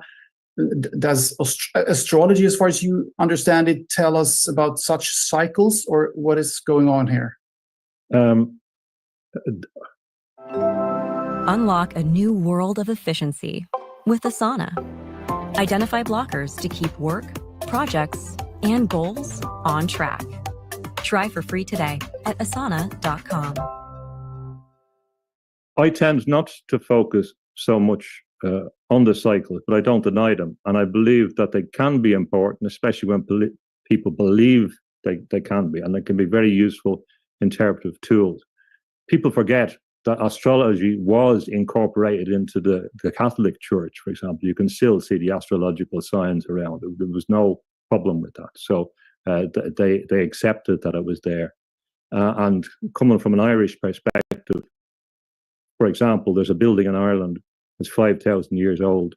And I had the privilege to be in a good few years ago. It's very difficult to get into it. On the 21st day of December, the sun shines into the inner chamber, just really on that day. This has been happening for at least 5,000 years old. So the connection with the stars is crucial. But again, that leads into it's certainly there. It's certainly there, but there can be distortion in relation to the interpretation. So sometimes I hear more. I find it less enlightening now because it's ambiguous, and the ambiguity allows people to foist certain agendas. I don't have any problem with that. And in fact, if we take the cycles, it may mean that you interpret things differently. For example, Joyce was very Catholic, and he left it, and then he comes up with his kind of worldview, which is very influential for Joseph Campbell, etc., and the mythological, the monomyth, Finnegan's Wake. Now, recently, I've been thinking that perhaps he wasn't expressing that as his view. He was expressing the view of Vico's theory of cycles, which anticipated that we would move to a democratic stage, and then that would collapse, and we move back to a divine stage. And that actually, so he's merely saying that you think this is one reading. No one else has really said it. That in one way, he could be saying, I see where this is going. It's going to total disintegration, and it will disintegrate. We're in the final stage. It will go beyond meaning, and then we will go back to the divine stage. So he was recognizing a cyclical pattern. So I find Vico quite persuasive. I'd be more inclined in that sense. But I think it's bigger than that, because we can have circles within circles. And what I don't like about the cyclical view is the idea that it's determinative. And I believe that the best of spiritual tradition is saying that you have to evolve spiritually. And this is where we went wrong in the physical evolution. That actually what you're meant to do is evolve. And once you evolve, then you can escape the spiral that you're in. If you stay in that tunnel, that will happen, and this will happen. But we're actually meant to move up to the next level, and there's a different pattern. So it's cyclical if you want it to be. Now, certainly there's clearly certain forces in the universe, certain cyclical patterns, certain effects, and some of these are going to be determinative as well. For example, just to give one example, you have the Röksten and the Rökstone, rune stone in Sweden. And recent interpretations of that explain, and there's a whole range of interpretations. They say there's a story in there about, the lands being destroyed, and the wolf ate the sun. That's one of the expressions I remember. And this is by academics. It's not any people, doing it for their own agenda. This is the range of academics in Sweden, so they're serious people. And what it was referring to, they say, which I agree with, was the convulsions in the year 536, because the stone referred back 9 generations to when all this darkness happened. And I believe that this was the Dark Ages in Europe.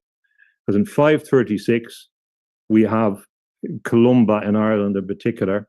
We have the flowering of Christianity. It happened before that, but it really began to take off then. And I believe what happened, personally, was that the Druids, their power wasn't working. They're looking at the sun, worshipping the sun, predicting the sun, and then this darkness interfered. The volcanoes, probably Iceland, North America, South America.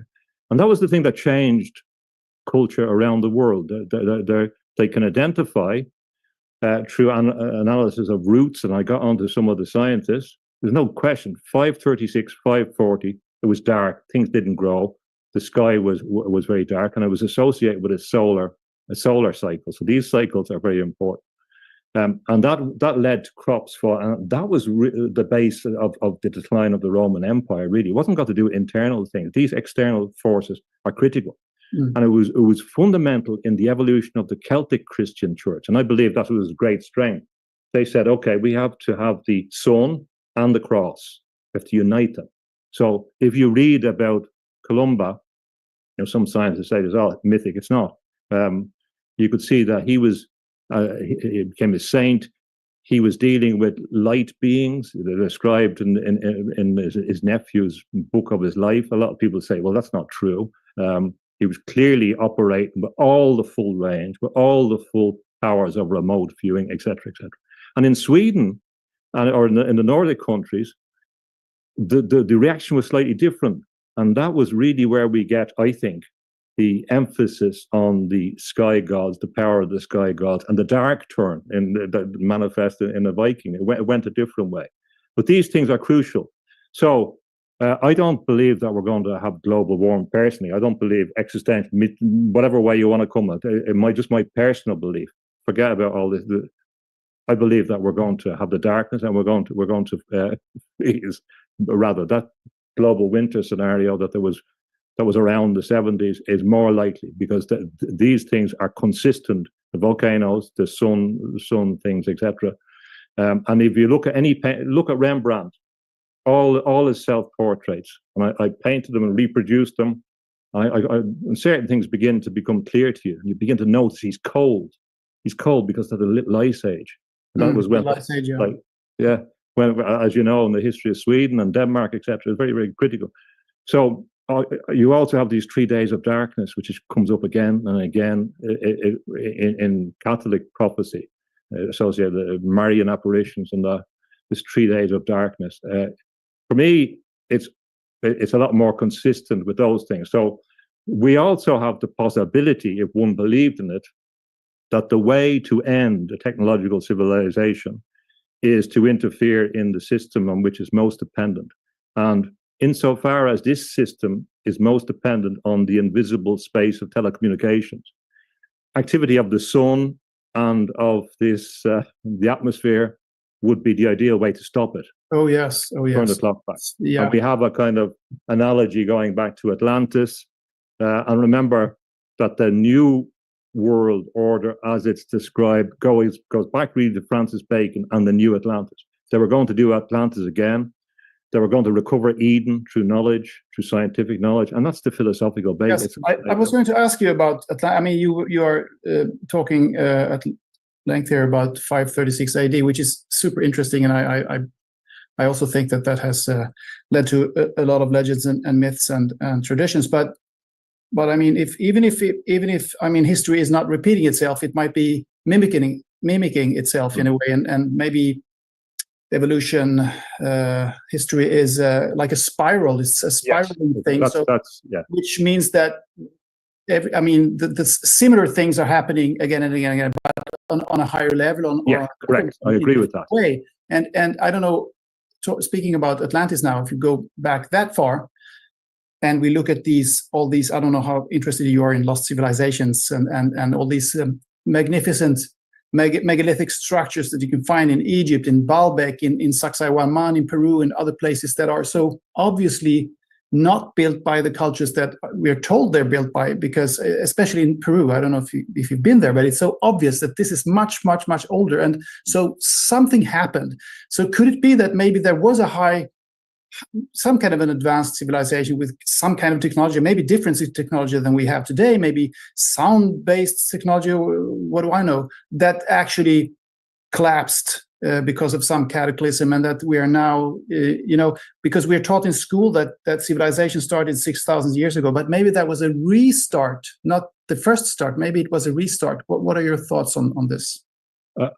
There's no question about that, and I agree with the spiral. And in the spiral and the vortex, when we go up, we're approaching the same things, but we're approaching at a different level, usually with the benefit of the perspective. We can look down on the previous one.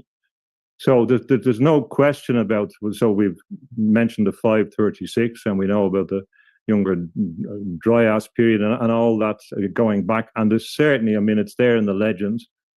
And even if we think about simple issues like about the nature of Swedish society, or where Sweden came from, if you look at one thing that fascinates me about this, because the exotic is always more interesting than the local. As they say in Irish, they used to say that the neighbor's food always tastes better. That's why I'm talking about Peru and Egypt and places like that, not about Sweden, because I think it's boring. What about the megalithic sites in Sweden? Well, they're not that impressive, I must say. Not to me, at least. It's there. There you go. Yeah, I know. Yeah. It's pyramids or something like that. Okay, except on that level. But I suggest that there will be finds in Sweden, for example, especially in that area I'm talking about, that actually we can locate. Certainly, Linnaeus went up there near the stone we're talking about, in between the two lakes, Skaraborg, all around there. And also Swedenborg lived there as well for a while, Varnhem, all that crossroads bit between the country that linked also into England. But what I would point to is that if you look at megalithic sites around Europe of a particular age, the ones that I would recognize from Ireland, they go from the Mediterranean, from Cyprus, Malta, around the coast, all the way up to southern Sweden, and I believe central Sweden. I believe that they're there and they're uncovered, or that I can see the remains in the landscape of what were the same civilization. So there's only two explanations. They traveled by boat. Well, they traveled by sea. I mean, the evidence of the distribution makes plain that these people came from the sea. Now, some people believe that there was remnants, of Atlantis, etc., that came there. But you could argue that if you had a technological collapse, the next generation would want to say small is beautiful. So it's not inconsistent with the previous one. What was our mistake? It was this hubris. It was this, that like magic focuses on our Aleister Crowley, on will. Will is, if you look at Riefenstahl and the Nazis, the film 1930, The Triumph of the Will. Once you do that, you're Prometheus. You're engaging in a sorcerous attempt to control the world. You're engaging in the context of the abolition of man, C.S. Lewis. You're trying to impress your will on the world instead of adhering to the world. So it's not inconsistent. For example, there are curious connections that I think are not sufficiently explored. You have the Irish heroic figure Cuchulainn, which is believed to be the Hound of Cullen, but you have Cuchulainn, which is almost phonetically the same. And you say, well, they seem to be connected. When the Irish monks, they travel, it's proven now they traveled to the Faroes before the Vikings. It's quite accepted they traveled to Iceland, and a lot of people believe they went to America. Now, there's ways they could have understood that, but there's also the understanding that they knew that where they were going to, and it would have been better if Columba had gone perhaps there before Columbus. So I don't have any problem with that, but it doesn't get us away from there is a bit of a problem I have.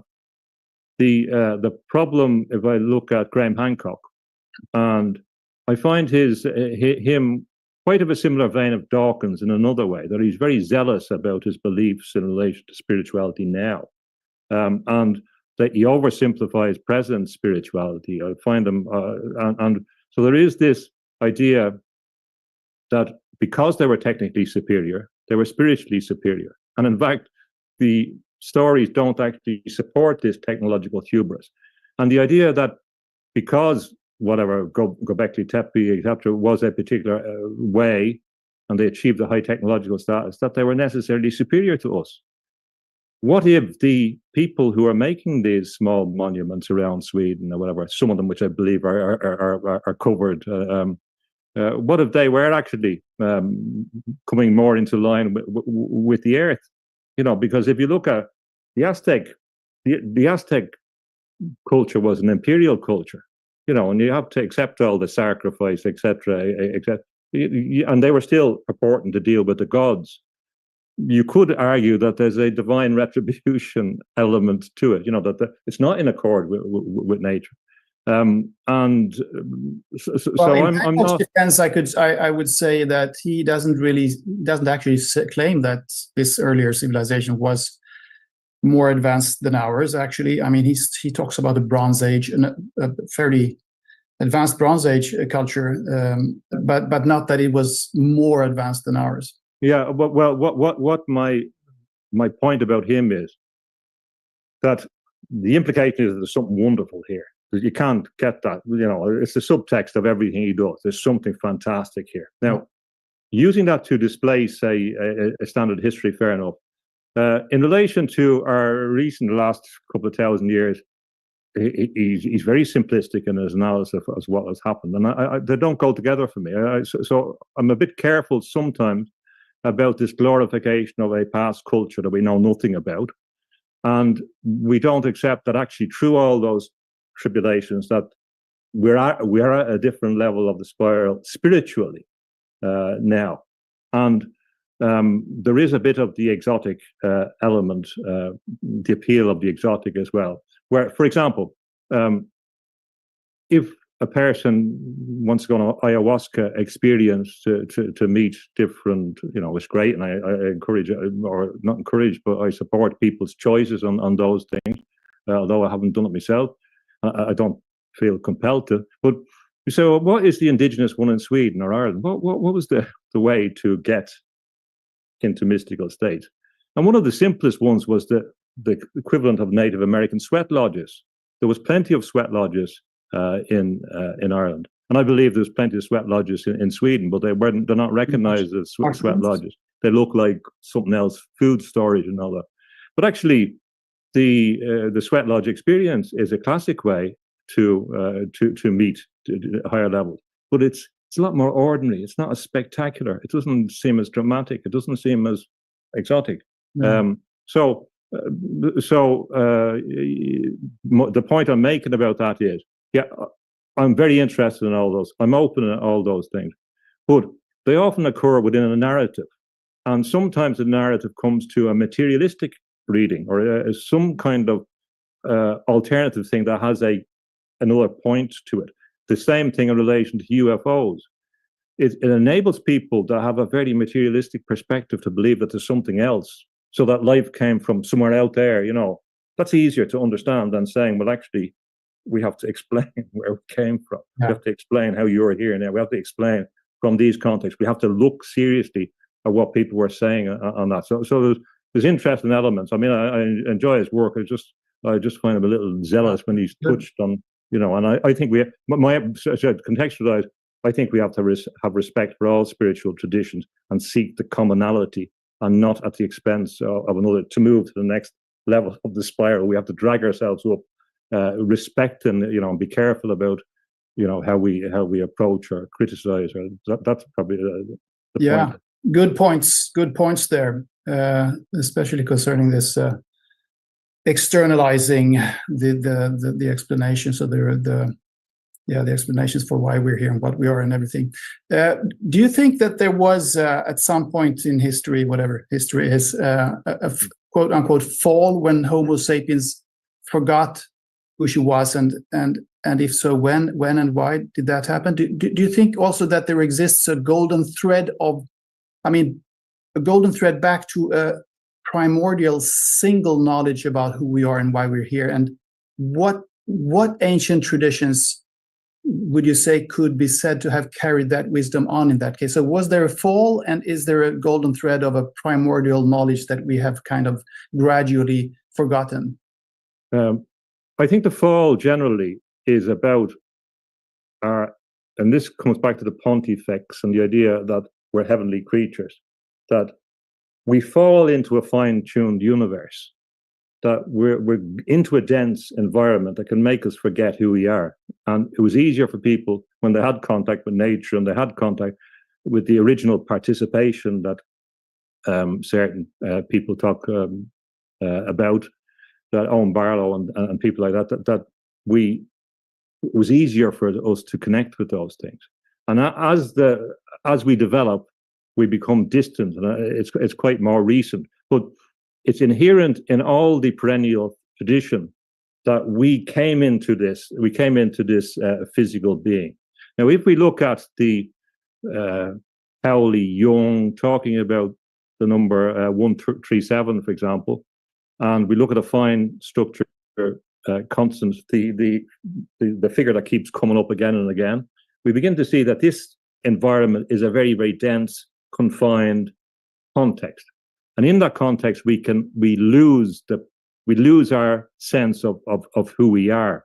And we also have a disposition to act in a particular way in this fine, so the idea of original sin is nothing more than you have tendencies to go to a particular thing. You can become Cain. You can, and in the studies of the Canaanite, kind of linked to that, you have child sacrifice. There's implications from a certain approach, all coming from his failure to not give an adequate sacrifice, which is an interesting context.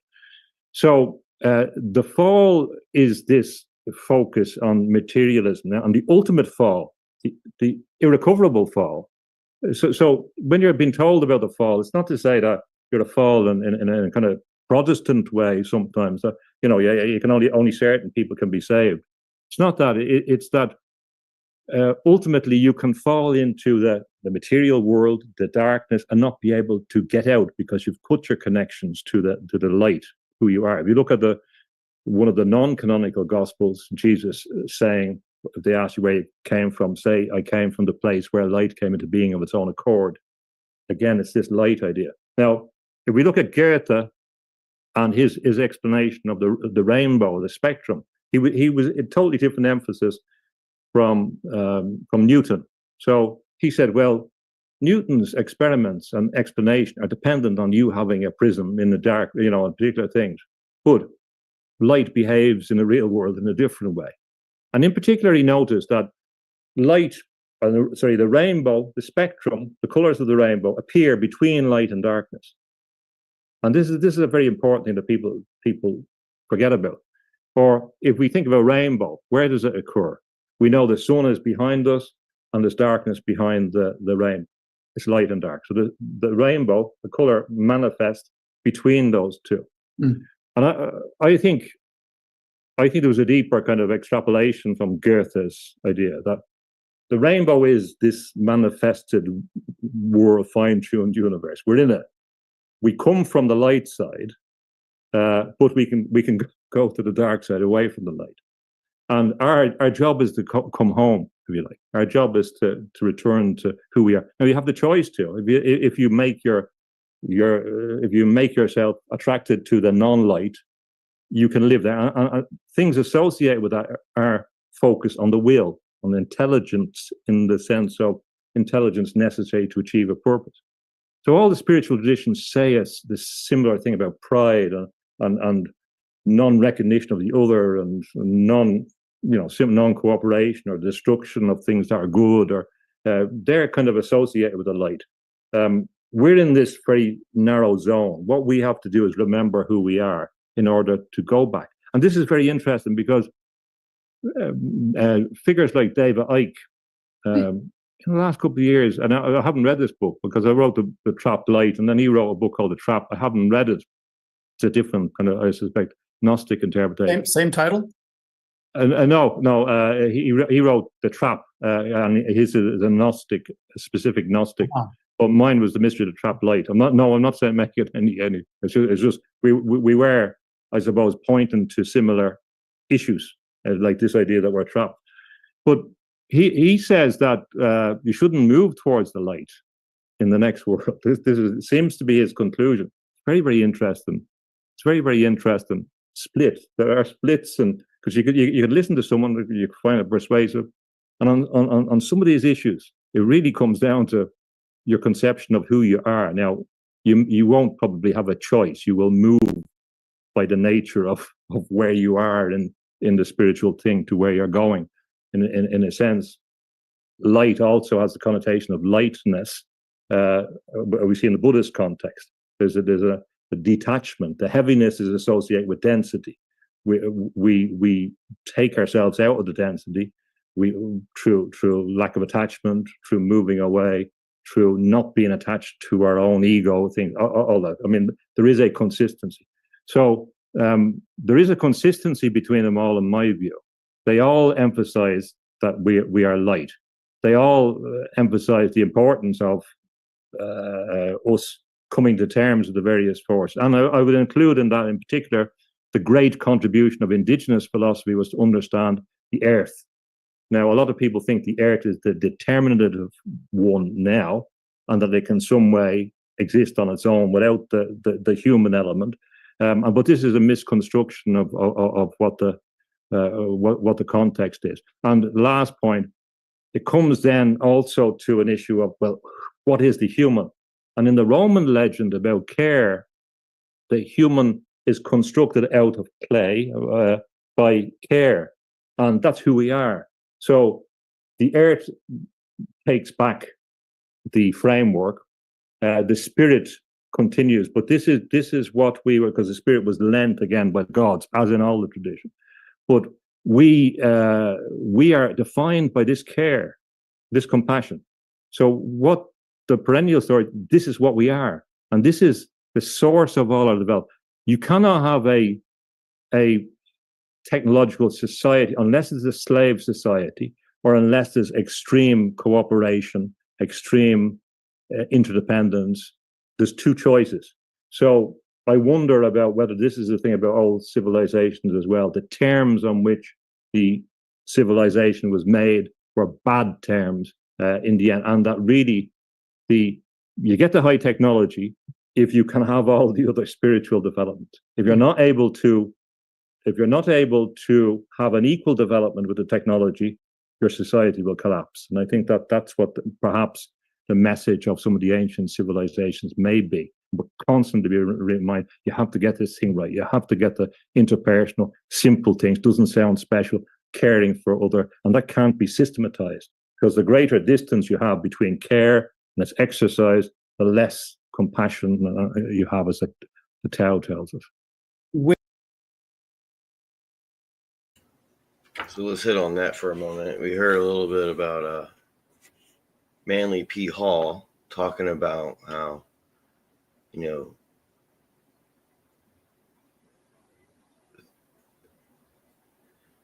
when you've done something bad, the gut feeling that you get, the drop in the heart feeling and things like that associated with,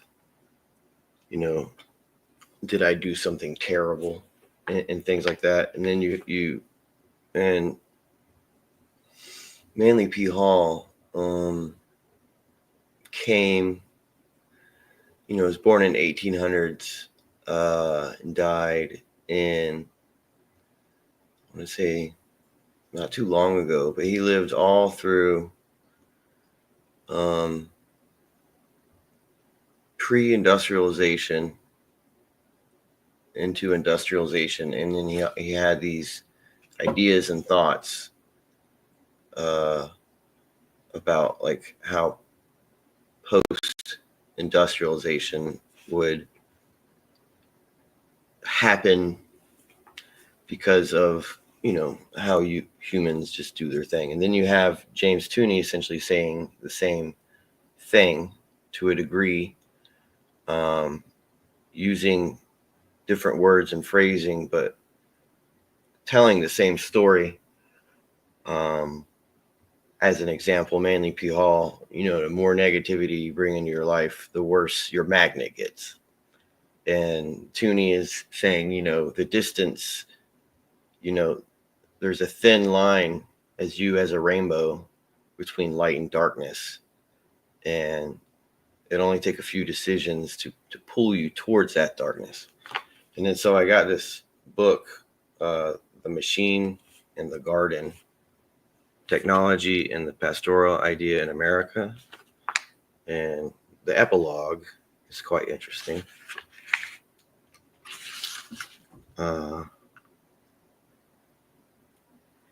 So in the epilogue, he is actually quoting Mark Twain, and then he goes on with the supposed American landscape, which again is like it runs parallel with like what these two gentlemen were saying, essentially. In various quiet nooks and corners, I had the beginnings of all sorts of industries underway. Nuclei of the future, vast factories, the iron and steel missionaries of my future civilization. In these were gathered together the brightest young minds I could find, and I kept agents outranking the country for more all the time. I was training a crowd of ignorant folk into experts in every sort of handiwork and scientific calling. These nurseries of mine were smoothly and privately along, undisturbed in their obscure country retreats. My work showed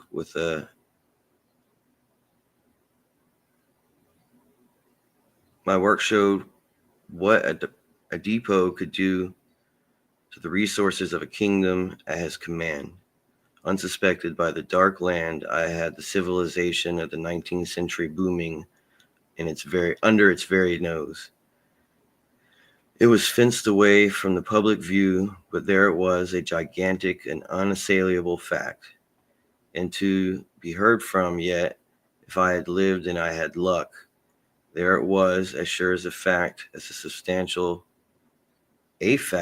any serene volcano standing innocent with its smokeless summit in the blue sky and giving no sign of rising the hell in its bowels. So to say, the parable makers is your pastoral life world past and away. We cannot deny the fact without denying our history. When the Republic was founded, 9 out of 10 Americans were husbandmen. Today, not one of them lives on a farm. Ours is as intricately organized, urban, industrial, nuclear armed society. For more than a century, our most gifted writers have dwelt upon the contradiction between rule myth and technological fact. In the machinery of our collective existence, Torre says, we have constructed a fate, an atropos, right? Is that some Latin word? That will never turn aside. And until we can find the unalienable, he would add, there can be no redemption from a system that makes men the tools of their tools. Similar insight informs Moby Dick. But in the penchant for illustration, Melville saw more of a dire complications. It was suicidal to live as in the musky meadow, when in the truth, one is abroad, a vessel plunging into darkness. What was a grim possibility for Melville came from certainty for Mark Twain and Henry Adams. Neither was able to imagine a satisfactory resolution of the conflict figured by the machine incursions into the garden. By the turn of the century, they both envisioned the outcome as a vast explosion of new power. Power now leaped from every atom. These closing chapters of the education of Henry Adams are filled with the images of mankind in the grip of uncontrollable forces. He pictured the forces grasping the wrists of man, flinging about as though he had hold of a runaway automobile. Adams was haunted by the notion that bombs were about to explode. So long as the rates of progress held good, he observed that these bombs would double in force and the number in every 10 years. But the ancient ideal still seizes the native imagination. Even those Americans who acknowledge the facts and understand the fables seem to cling, after their fashion, to the pastoral hope. This curious state of mind is pictured by Charles Sheeler in The American Landscape. Here at first sight is an almost photographic image of our world as it is, or rather as we imagine it will be if we produced without a change of direction. No trace of untouched nature remains, not a tree or a blade of grass. Water is enclosed by man and man-made banks, and the sky is filling with smoke. Like the reflection upon the water, every natural object represents some aspect of the collective economic enterprise. Technological power overwhelms the solidarity of man. The landscape convention calls for the presence to provide scale, but here the traditional figure acquires a new meaning. In a mechanized environment, he seems forlorn and powerless, and yet somehow this bleak vista conveys a strangely soft, tender feeling. On closer inspection, we observe that Sheeler has eliminated all evidence of the frenzy, movement, and the clamor we associate with the industrial scene. The silence is awesome. The function of the latter is not revealed. Its points nowhere. Only the minuscule human figure, the smoke, and the slight ripples of the water suggest motion.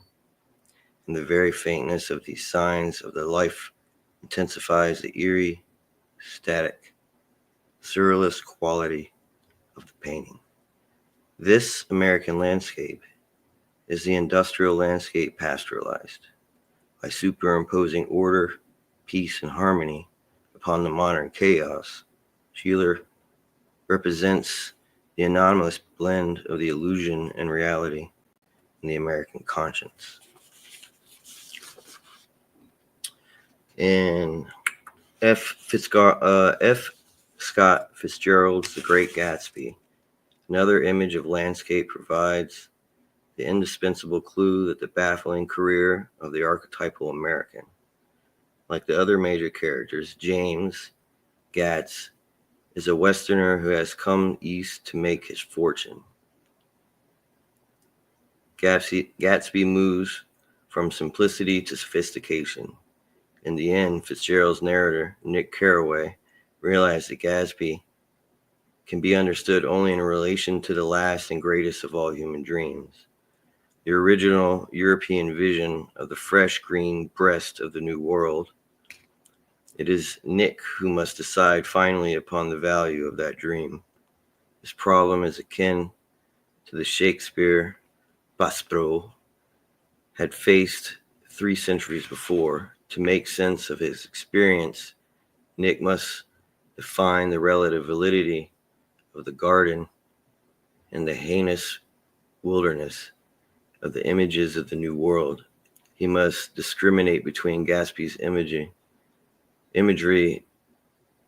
and image of felicity represented by Daisy Buchanan in the green light in the industrial landscape of the 20th century.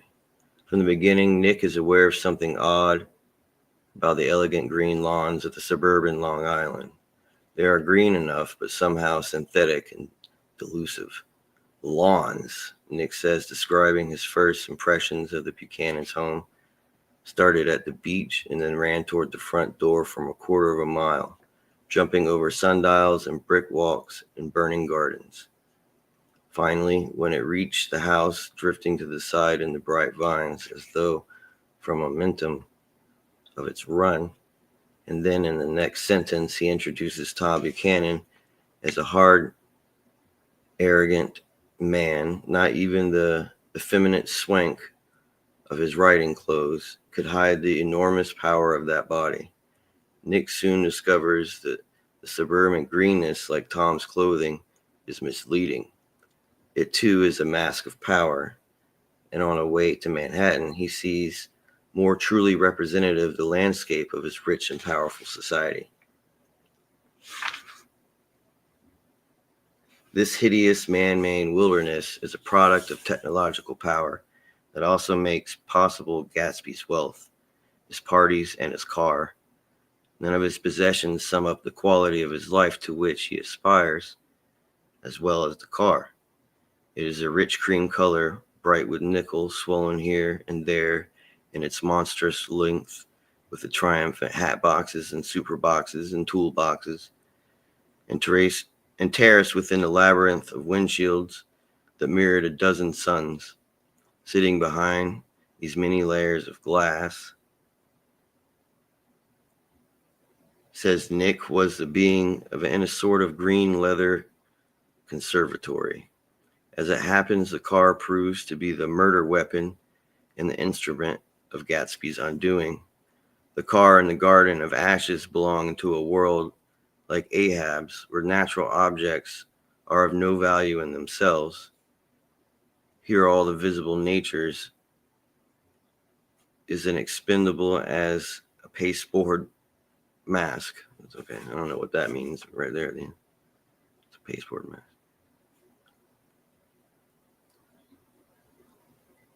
So, in The Great Gatsby, as in the Walden and Moby Dick and the Huckleberry Finn, the machine represents a force working against the dream of the pastoral fulfillment.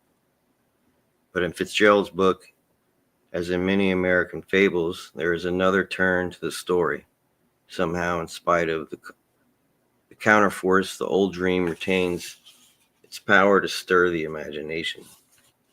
From the first moment Nick sees Gatsby standing alone in the moonlight, gazing across the water at nothing except a single green light, he is aware of a mysterious, indefinable, transient quality in the man.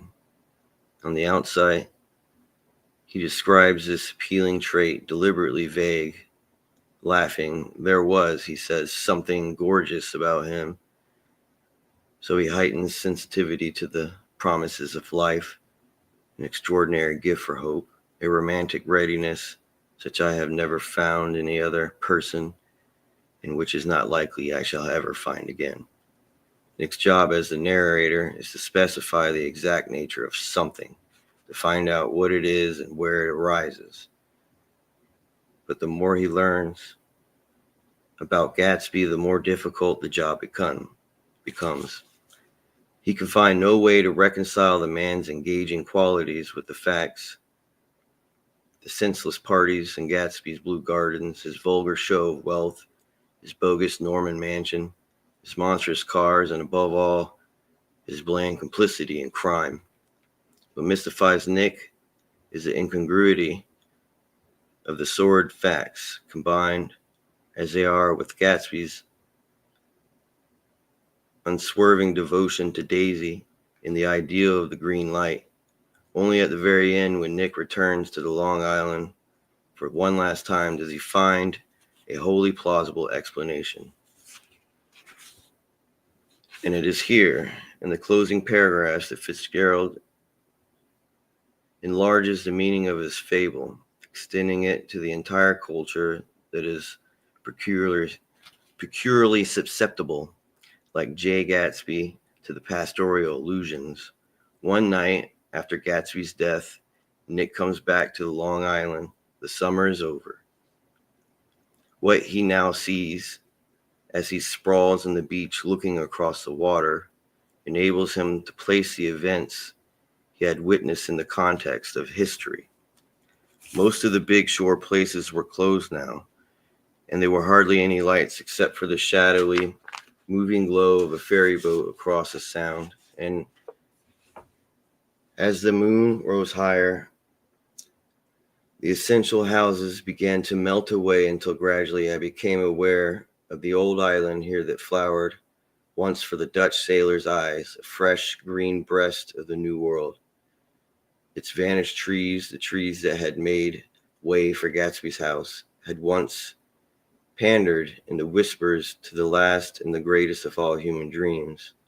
For a transitory, enchanted moment, man must be held his breath in the presence of this continued, compelled into an aesthetic contemplation here neither understood nor desired, for to face for the last time in the history with something commiserate to this capacity of wonder. Here for the first time, Nick locates the origin of the strange compound of sentiment and criminal Jesus Christ, and criminal aggressiveness in Gatsby. Although this vision of the American landscape reserves the temporal scheme of Sheeler's painting, it serves much of the same purpose. It also represents the curious state of the modern American conscience. It reveals that Gatsby's uncommon gift of hope was born in the transitory, enchanted moment of when the Europeans first came into the presence of the fresh green breast of the New World. We are reminded of Shakespeare's Gonzalo and Miranda, of Robert Beverly and some French dude in Jefferson. In America, hopefulness has been incorporated into the style of life, a culture, and natural character. Hence, Gatsby's simple-minded notion that everything can be made right again. Daisy is for him what the green island had once been for the Dutch sailors. Like them, he mistakes a temporary feeling for a lasting possibility. I thought that was kind of... And then right at the end,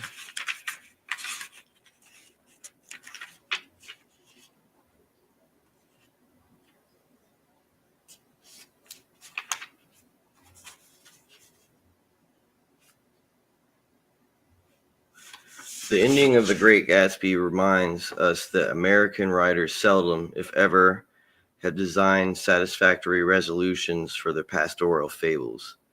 The power of these fables to move us derives from the magnitude of the protein conflict figured by the machine's increasing domination of the visible world. This recurrent metaphor of the contradiction makes vivid, as no other figures does, the bearing of public events upon private lives. It discloses that our inherent symbols of order and beauty have been divested of meaning. It compels us to recognize the aspirations once represented by the symbol of an ideal landscape have not, and probably cannot, have been embodied by the traditional institutions. It means that an inspiring vision of a humane community has been reduced to the token of an individual survival. The outcome of Walden and Moby Dick and Huckleberry Finn is represented by the typical modern version of the fable. In the end of the American hero is either dead or totally alienated from society, alone and powerless, like the evicted shepherd of Virgil's Eclogue. And if, at the same time, he pays tribute to the image of a green landscape, it is likely to be an ironic and bitter one. The resolutions of our pastoral favors are unsatisfactory because old symbols of reconciliation are obsolete. But the inability of our writers to create a surrogate for the ideal of the middle landscape can hardly be accounted as an artistic failure. By incorporating in their work the root conflict of culture, they have clarified our situation. They have served us well. To change the situation, we may require new symbols of possibility. And although the creation of those symbols is in some measure the responsibility of artists, it is in greater measure the responsibility of society. The machine's sudden entrance into the garden presents a problem that ultimately belongs not to art, but to politics. Interesting. Which leads us back to the future, I suppose. Maybe those sages, those ancient wisdom, tales of wisdom were pointing at our time, because let's now talk about the time that we're in, and AI and posthumanism, as your latest book is about. Are the rulers of the societal matrix today now making a decisive attempt to once and for all take control of the populace, would you say? Yes. Okay, short answer. 100%. So and not just control where they can persuade you to do something, but actual physiological control of your body, so that you become an automaton. Let me just ask another question before you dive into Yes. that. Is this attempt by the powers that be, if you might call them that, happening because they sense that their power might otherwise slip through their fingers, or is it simply because they now can? If we go back to Winston Churchill, who's a figure that can't be dismissed, and I've been fascinated with him because he's a very, very important figure. But he negotiated with the Irish Republicans in 1921, and when they were having, a successful, in its own way, campaign of anti-colonial struggle. And about that time, there was a lot of consideration. Well, what had happened in the First World War, where we were going. There was a lot of consideration of the future of technology. Birkenhead was one of the people that negotiated with the Irish as well, and he wrote about what the future would be like in 2030. They were very keyed in. And 100 years ago, Winston Churchill wrote an essay, "Shall We All Commit Suicide?" Receiving a negative customer review is painful for any entrepreneur. It hurts us to our soul. He said, Winston Churchill wrote an essay, "Shall We All Commit Suicide?" He said, well, what happens if we have a bomb the size of an orange that can destroy the world? They understood that the technology they had unleashed meant that everyone could be destroyed. So there was a combination of this terrible desire to control and a terrible fear about the loss of control, realizing what the technological forces had done. But its purest form is articulated by J.D. Bernal, the great crystallographer that anticipated DNA, and who is called the father of the science of science. Very, very big influence in China, born in Tipperary. So he wrote his book in that era in the British imperial context, but from a scientific perspective. And he tells us scientific corporations will take over the world by stealth, and then they will operate the transformation, changing human to silicon form. And the people that don't want to be involved in that, they will live in a human zoo and be experimented upon. It's quite clear. It's laid out 100 years ago. They've told us. And this is all part of the H.G. Wells set. This is what C.S. Lewis was reacting against. They weren't reacting against a hypothetical fear. They knew what the scientocracy was going to be. This is what Tolkien is reacting against. He's trying to present a legend which for him is ultimately Catholic in a new conception, to say, okay, we have to look at this again. But they're dealing with a deliberate, consistent campaign to control the species, absolutely. So there is no free will left. That's what Huxley is saying. Look, this is where this is going. His brother Julian Huxley, is trying to build through a transhumanist who defines transhumanism, and then we have his other relations working on the nervous system, which is critical in this, controlling the nervous system, and Leonard Huxley is talking about eugenics and why we have to destroy people. And if you look as well, a word that we hear a lot is human flourishing, and now I don't refer to you in this context, but a lot of humanists talk about human flourishing. Say, well, that's a good thing. That's nice, the human flourishing. But in deep ecology, human flourishing means the reduction of human population.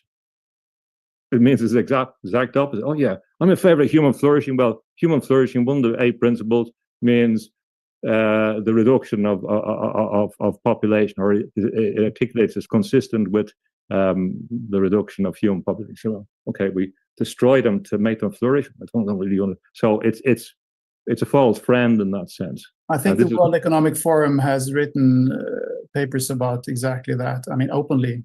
Yeah. But you can't be lured in. You say, "Oh yeah, I'm in favor of human flourishing." Well, so there's a lot of inversion in this country. But there's no question. I've tried to explain that the history, going back to the Roman Empire, going back to ancient Babylon, the history of colonial control is through plantation, which involves the cultivation of crops or the acquisition of productive food, grain, for example, places, and the plantation of people as well. There's 2 elements. And that can be a very effective tool to alter power in society, to make them less homogeneous, because an homogeneous population can give you problems as a colonial power. They allow guerrilla warfare. You can have guerrilla warfare in Ireland if you have a homogeneous population. You can't have if it's heterogeneous. You will not have a widespread guerrilla war save from a particular group in Ireland in the future. It's not going to happen. That's the nature of the transformation, and I think that they're related. So the plantation, which is in the history of all the Normans, this power of plantation of crops, cotton ruled the world for hundreds of years, has changed to implantation. This is the shift. And the implantation is the cultivation of your consciousness, the extraction of value from you. So, and even electricity. The electricity is going to be taken from you to run your devices, and you will be the currency. So that's what the patents say. They're going to use you. So we have the mobile phone, we have the external technology, we have the mobile phone.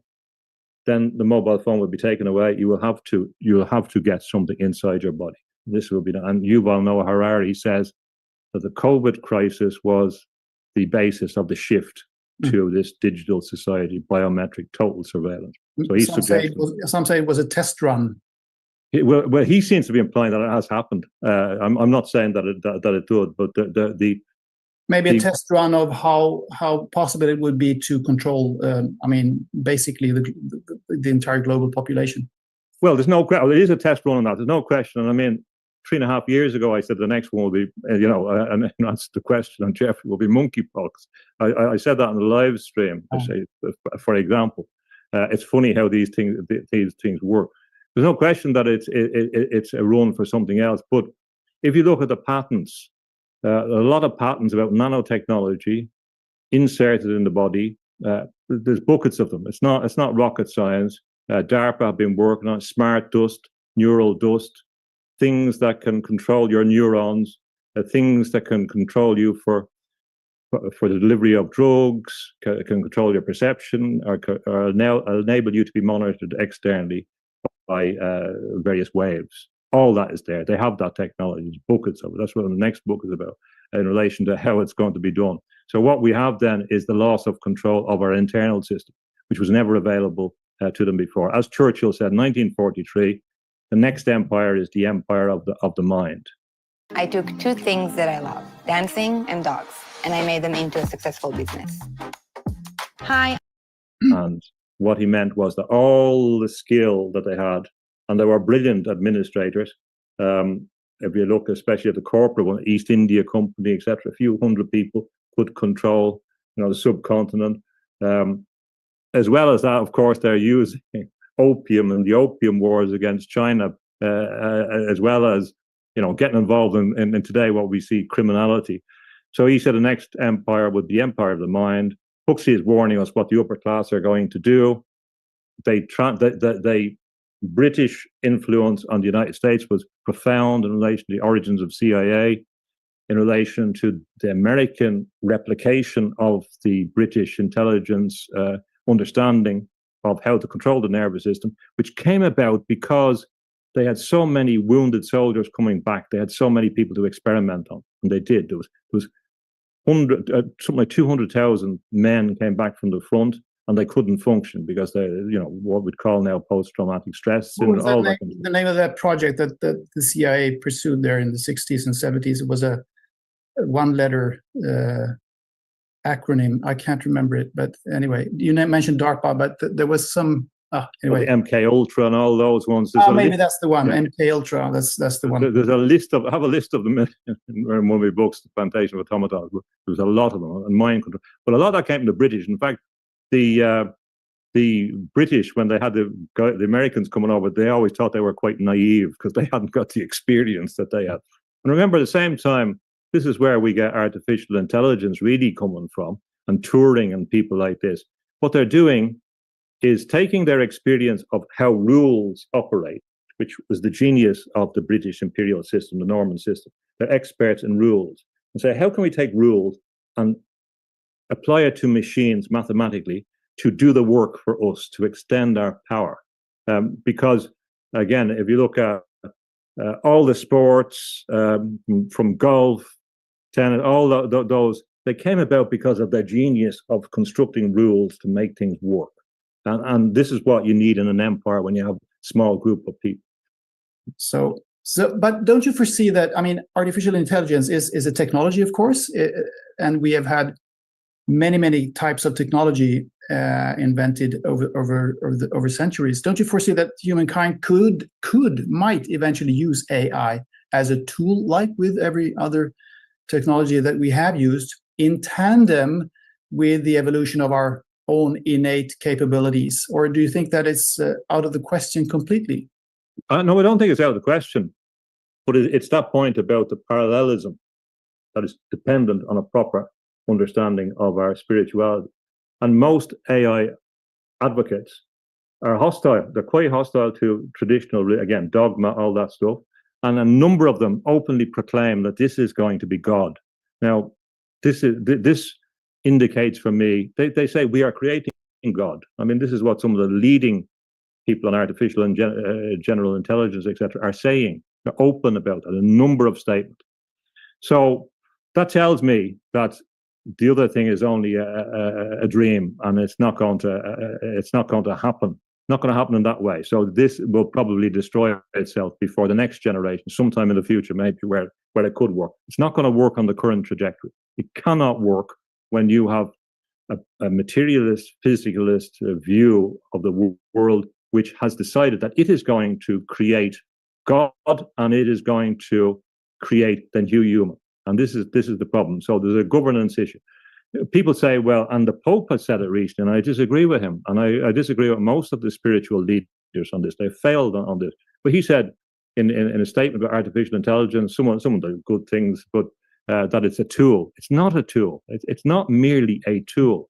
It's a tool, and the connotations of a tool, really goes back to things like hammers and that, and things we can use, or but this is a total system which was designed for a specific purpose. It doesn't come neutral to us. It comes from the military-industrial complex. It comes from their experience in war.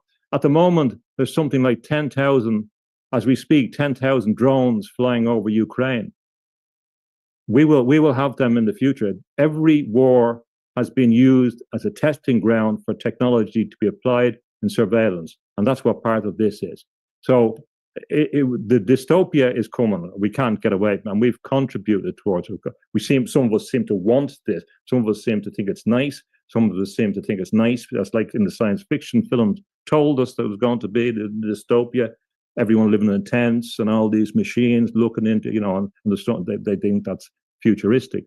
I don't see it as a good thing. Yes, of course, we could do that. But where the thing is a servant of us and not the master of our spiritual consciousness, the thing that they're creating is a sorcerous, magical instrument to control consciousness, consistent with the most dark sorcery we've talked about. And even the people that are Bengio and other people are saying, well, we didn't realize that it was going to be like this. You cannot take that seriously. You cannot take a number of the fathers of AI have said, we didn't understand it was going to be so dangerous. So give us more power to control it. It's a COD basically in relation to that. Do I believe that artificial intelligence is possible and can have great uses? Of course it can do, but this is the crumbs from the table of total governance of human consciousness, and whatever crumbs, whatever people prosper, and good luck to people that do get the benefits from it. We're not going to prosper as a race, and always, and even Elon Musk has. You can read the biographies. When they're trying to sell this Neuralink stuff, they say, well, we have to kind of sell it better. We have to, encourage or talk about all the people that are going to be cured from it and all this. And they use people that have the medical needs, whatever, as as if this is the motivation. It's not the motivation. And I'm delighted if it is the motivation and people benefit from it. But it's not the primary motivation. The primary motivation is control. And if the people were not so war-mongering, if the institution that made this technology were interested in spiritual enlightenment, were interested in human development, they simply wouldn't be involved in inculcating, spreading the amount of war, the amount of weapons to destroy humans that they are doing. And there's a lot of academic work about how nearly all education technology has come from the military-industrial complex. It's quite incredible, and even I believe a lot of the entertainment counterculture. So, if it could be, of course, but it's not going to be. I'm 100% certain about that. So I'm never going. Whatever great thing that is going to be sold to me, we're willing to give. We're willing to give away our greatest gifts for baubles, for trinkets. This is the history of man. We're doing that now, for convenience, shiny things, and instead of dealing with the great gifts of humanity that we have. Well, I have a reflection that people like you, others are saying this, basically the same thing as you are saying now. When they say we, they don't mean themselves, and they don't mean the person they're talking to, and they don't mean their close friends and their family. They mean somebody else. But anyway, I get your point, and I think that you're unfortunately might be right here. But anyway, we've spoken about the problems surrounding the term humanist or humanism. I also use to describe myself, yes, the term globalist. But I realize that it's also surrounded by a lot of problems and connotations that I don't subscribe to. So I've added that I'm a grassroots globalist. But anyway, what do you think in this context here with AI and with this new technology and the powers that be, they're trying to impose their agendas in different sectors here? What do you think will happen with nation states, politics, and money? Big question, but I think you have some ideas about this. My family were fighting against colonial rule for hundreds of years, and were displaced, jail, prison, all that kind of stuff going back, and later entered Parliament. My uncle was in Parliament 8 times, my grandfather 6, whatever. So they went into the constitutional context after independence, involved in the formulation of the Constitution, and later my uncle was involved in peace in Northern Ireland. So they, they had moved on. But the Ireland that they would have fought for is impossible now. It's never going to exist. Irish culture can never exist in the same way as that's a statement of fact. So I'm not saying, saying that pragmatically. The nation state has necessarily been toppled over because it's one of the agendas of the New World Order: abolish religion, family, and nation state. So, as a statement of realpolitik, the nations that existed are never going to exist in the same way. They have tactically, strategically sought to do, and that's successful. And I've taught in international relations as well, and I've taught in law for a long time. So I don't say that as some kind of reactionary, as a purely descriptive thing. So I know that a lot of people, for example, in the countries don't realize that they can never have it the same way again. As a statement of fact, it would never be, it would be something different. I'm not saying that's bad or whatever. I'm just saying it cannot be the same thing. So the idea, what my relations would have been fighting for in the past, a lot of it cannot transpire in that way. And associate with that, the cultural context cannot persist in the same way, including a major loss of things. For example, William Butler Yeats understood what happened in Ireland and why William Butler Yeats became so interested in magic and things like that, was they began to translate some of the stories from the Irish language, because people spoke Irish, the mass of people spoke Irish. And they realized that in this culture was a connection that went back as, the same as ancient Greek. It had a massive amount of stories, history, etc., that hadn't been available to the English language because they couldn't speak it. So they began to realize that this, because it had been a colonial nation in Europe, a colony, that it hadn't developed industrial and therefore had retained a pre-industrial phase that wasn't available in the rest of Europe. It was remarkably different. So when I used to go around and talk to the old people, and I think I did a bit more than other people did, but I was getting access in my mind to a culture that was continuous and a heritage that was continuous going back. Now, a lot of people didn't see any value in that. So given the choice, they still say, oh, well, chuck it out the window anyway. But really, there was a deep, deep heritage that's been lost. Now, that's a statement of fact. So there's an awful lot. And in that, embedded in that, like Father Sean O'Leary that I communicate with sometimes in America, who's very interested in some of these topics. He used to be in the Catholic Church. He's now in spiritual development. He's very interested in therapist, a Jungian therapist. He says that if Christianity had never come to Ireland, you could reconstruct a lot of the same principles from the sayings that are in the Irish language, which are beautiful. And he'd linked them to Kenya, where he'd worked in. So there was an awful lot of wisdom that comes from that. So that goes out the window. And this is part of the deliberate process of dislocation. It's on a mass scale in this neurological context to dislocate the global population isn't important. Because if you're located in a context, it's harder to make you change certain of your views. Whereas if you're disorientated, it will be easier to do so. So I predicted some of these things in the 90s, and I knew they were going to happen.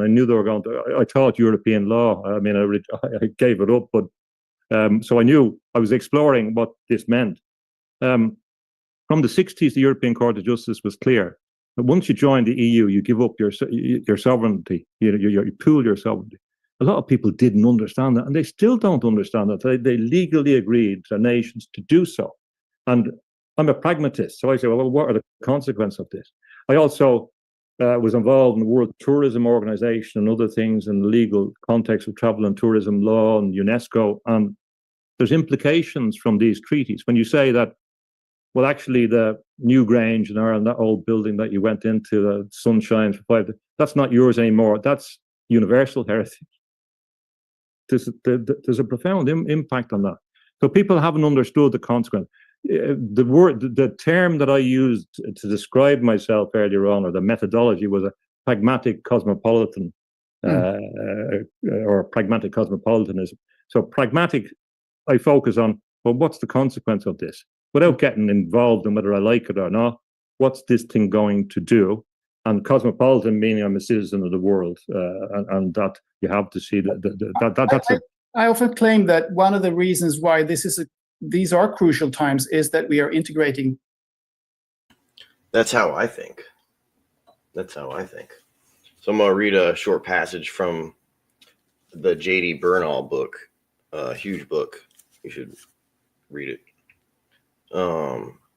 Bernal created the X-ray machine, and he was also a fucking psychopath. And he worked for the British. But what's interesting, so this book is quite old. The other book I read was from the 60s, I think. This is the second branch. So this is 2005.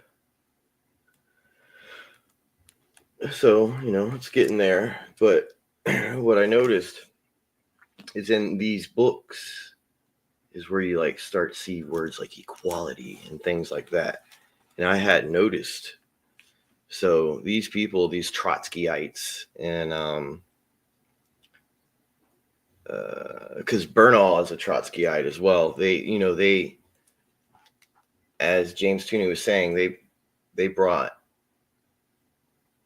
their Lovecraft, technocratic, transhumanist ideas from London to California. And so it's interesting to like get an idea of some of these people and the way they think and the way they talk, specifically Bernal, because he was literally considered a sage, and a sage is like insane in these little spheres of influence. So so this is Bernal's thoughts, so to speak. When considering the modern world, Bernal thought many people had not realized that the 19th century was over, and the Russian Revolution in particular meant that the future development of society would not be a continuation of past trends. He was convinced that he was witnessing was the last days of capitalism, a system doomed because it could not engender the loyalty of the majority of its citizens, even though it commanded the services of the most intelligent. His analysis of money and wealth is full of idealism and remains aloof from any marketplace where the buyers and sellers might be active. Instead of taking wealth as a good, in which case there is no halting in the pursuit of it, or an evil to be avoided at all costs, let us suppose for each individual at each stage of life, there is an optimism income. Optimum income, he defined on an individual and subjective basis, as enabling the citizens to be the most effective in his or her contribution to society and to be happy. Once attained, no more effort should be spent in generating more income, for once bodily discomfort has been avoided, extra income leads to the heavy comfort of the bourgeois and an excess of overeating, overdressing, overfurnishing, gross and sensual pleasures. The comfort that comes from the increasing income comes so subtly that it is difficult to resist.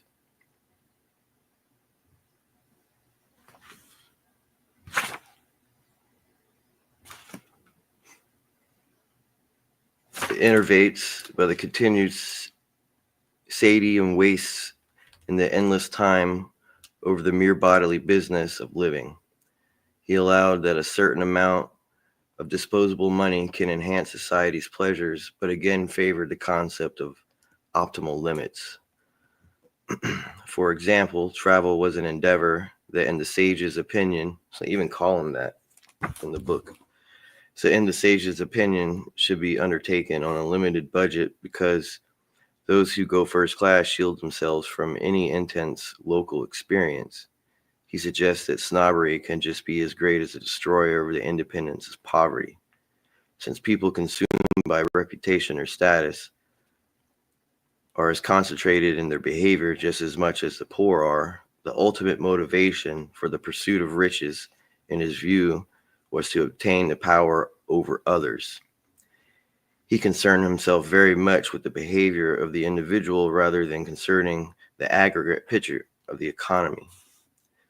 Industrialization seemed to Bernal to have brought near equality in the sphere of the popular entertainment, where both rich and poor bought their amusement. The quality available to the millionaire, though uniformly had been bad in his opinion, was hardly different from that available through the film, wireless, and the dancing hall to any honest workman. Truly, to enjoy oneself, it was essential to have friends who know you well enough to pick up the illusions so that you can laugh at the world together. There was no such equality or frivolity in the human sexuality, which Sage considered to be a complex and delicate art for the men and women. It was also the one activity that seems to be exempt from the law of optimal economics. in that the money can and does buy the opportunity of practicing it. The working man or even the working woman has neither the time nor energy to develop it adequately. It is essentially the prerogative of the people of leisure. Writing in the mid-20s, Bernal had no doubt that sexual revolution was already underway. The successful use of birth control for over 50 years and its increasing dissemination is in its irresistible manner forcing a new sexual ethic based on the separation of intercourse and procreation. The effect of the sure, because it partakes of the nature not to the opinion of propaganda, but of a material change of environment. Separated from its previous consequences, the sexual act becomes like a kiss, merely a demonstration of affection, more violent, more pleasurable, but essentially of the same nature. It ceases to concern society and concern only the parties involved, and then only for that occasion.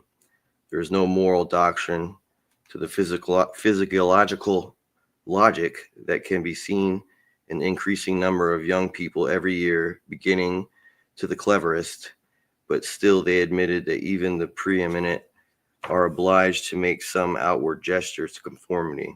In addition to effective contraception, the other powerful factor has identified as a changing sexual mores was to the influence of the Freudian psychology, which was given scientific sanction to this behavior. He credited Freud with the releasing him from the fantasies of religion and rationalism so that he could fulfill his own desires. Microcosm contains a cryptic list of his own sexual encounters with some of the salient features. Helen, for example, brought friendly copulation and companionship, whereas Phyllis, it was infatuation and copulation out of intimacy. And a partner identified as R brought high spirits and sexual technique. Microcosm is more of the black book of consequences, and Bernal reflected on the stages of love with all the varying emotions.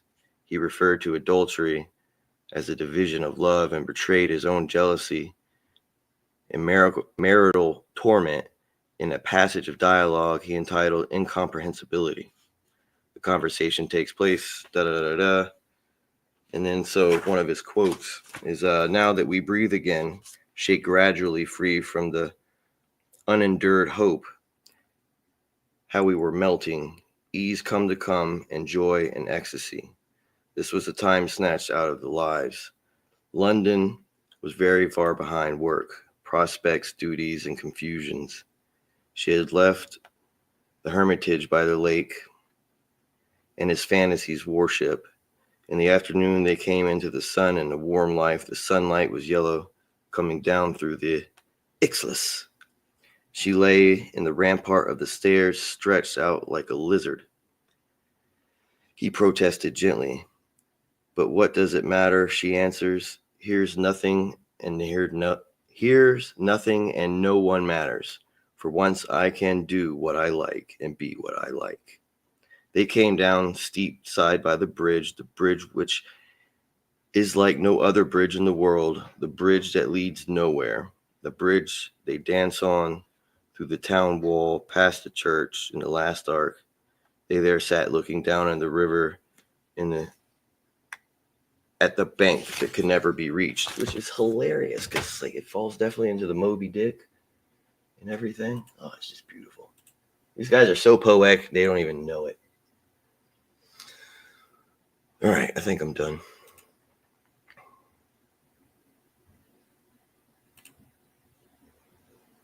So let's just look at the last. We'll skip this last little bit here. And we'll click here.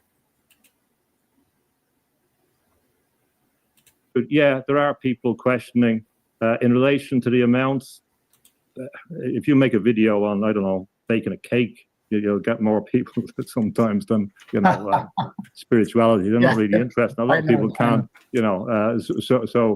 it's a small group of people who range of people. And in fact, they're the people I feel an affinity with, which is beyond nation, beyond whatever. These are, so these are the new families that are creating on a different context.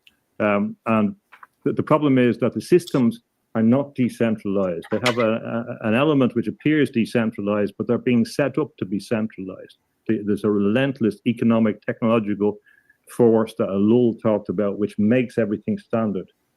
That's what it does. And he predicted that the nature of industrial production drives out the organic. You can't have anything organic in the system. And unfortunately, we're organic, but that was predicted by Bernal. We would become silicon to fit into the machine. So the people that are the systems, the power structures that have been set up, and often they're not the ones you think. For example, in studies of academic studies of the power structure, groups like the Business Council in the United States were more powerful than other. If you look at the connection, things that people are not actually talking about. Some of the other ones are red herring. Nobody really talks about the World Trade Organization, which was really critical in all of this. And again, was led by an Irishman, Peter Sutherland, who my uncle beat in an election before. Anyway, so what I argue is that the promise of spiritual evolution is that we will be able to either balance or solve these problems. That's the reason, the incentive to do so. That the failure to include genuine spiritual consciousness with frameworks that allow for interdependence and elevation from whatever position people come from are both the solution to the problem and the hope. Absent that, it's a disaster, an absolute disaster, that God will punish us for that. Nature, the systems will intervene. It won't be allowed to go on. Whether you want to say extraterrestrials will intervene or whatever, it will not be allowed to continue beyond a certain point. And we may be praying for that to happen. And in fact, in some of the prophecies, they say that you will be praying to not be alive, not be left. So that's a dark thing. The hope is this cultivation of spiritual consciousness, the recognition of spiritual consciousness, including the exoteric. We have to the external bit. You cannot ignore moral principles and the implications of them, because these are the things. When it comes down to, from a legal perspective, when it comes down to, there's only a few options you have. Say when you take out the Judeo-Christian legal system, which has been in Europe for hundreds of years. You take that out, for example, you've only got a few options left. Sharia law is certainly one.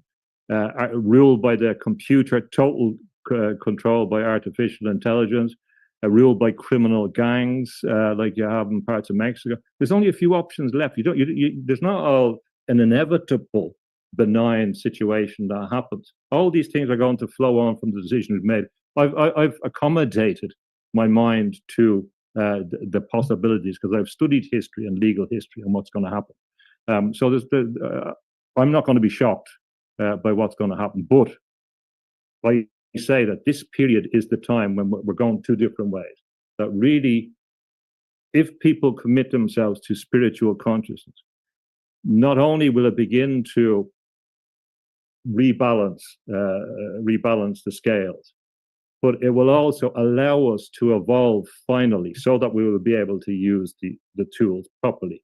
But it does require that we draw on the perennial traditions and bring them to a higher level. There is coming out of the chrysalis thing, which means that we do have to leave some things behind, and we do have to think in a new way, cognizance of what has happened.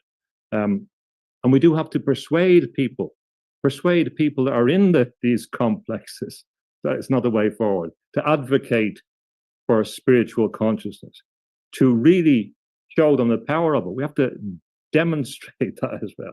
And that's the difficult thing. That's the challenge. We have to begin to show people that these things are ontologically real. They're not just stories. They're not just part of some other complex. They are the defining issue. They are who we are. And if we do so, that's the hope. So my delight comes from this darkness, from this contrast. You can choose to go along and say, oh, I don't have to think about this. and I'll go along with the flow, but it doesn't come to a nice place. So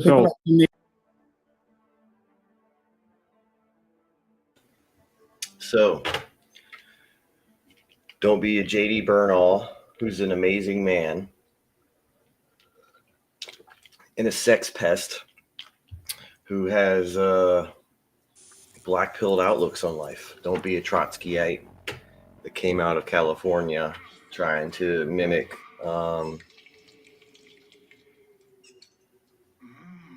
death is the end behaviors, and there is no in between. Surround yourself with negativity. It's hella gay, right? Hella gay.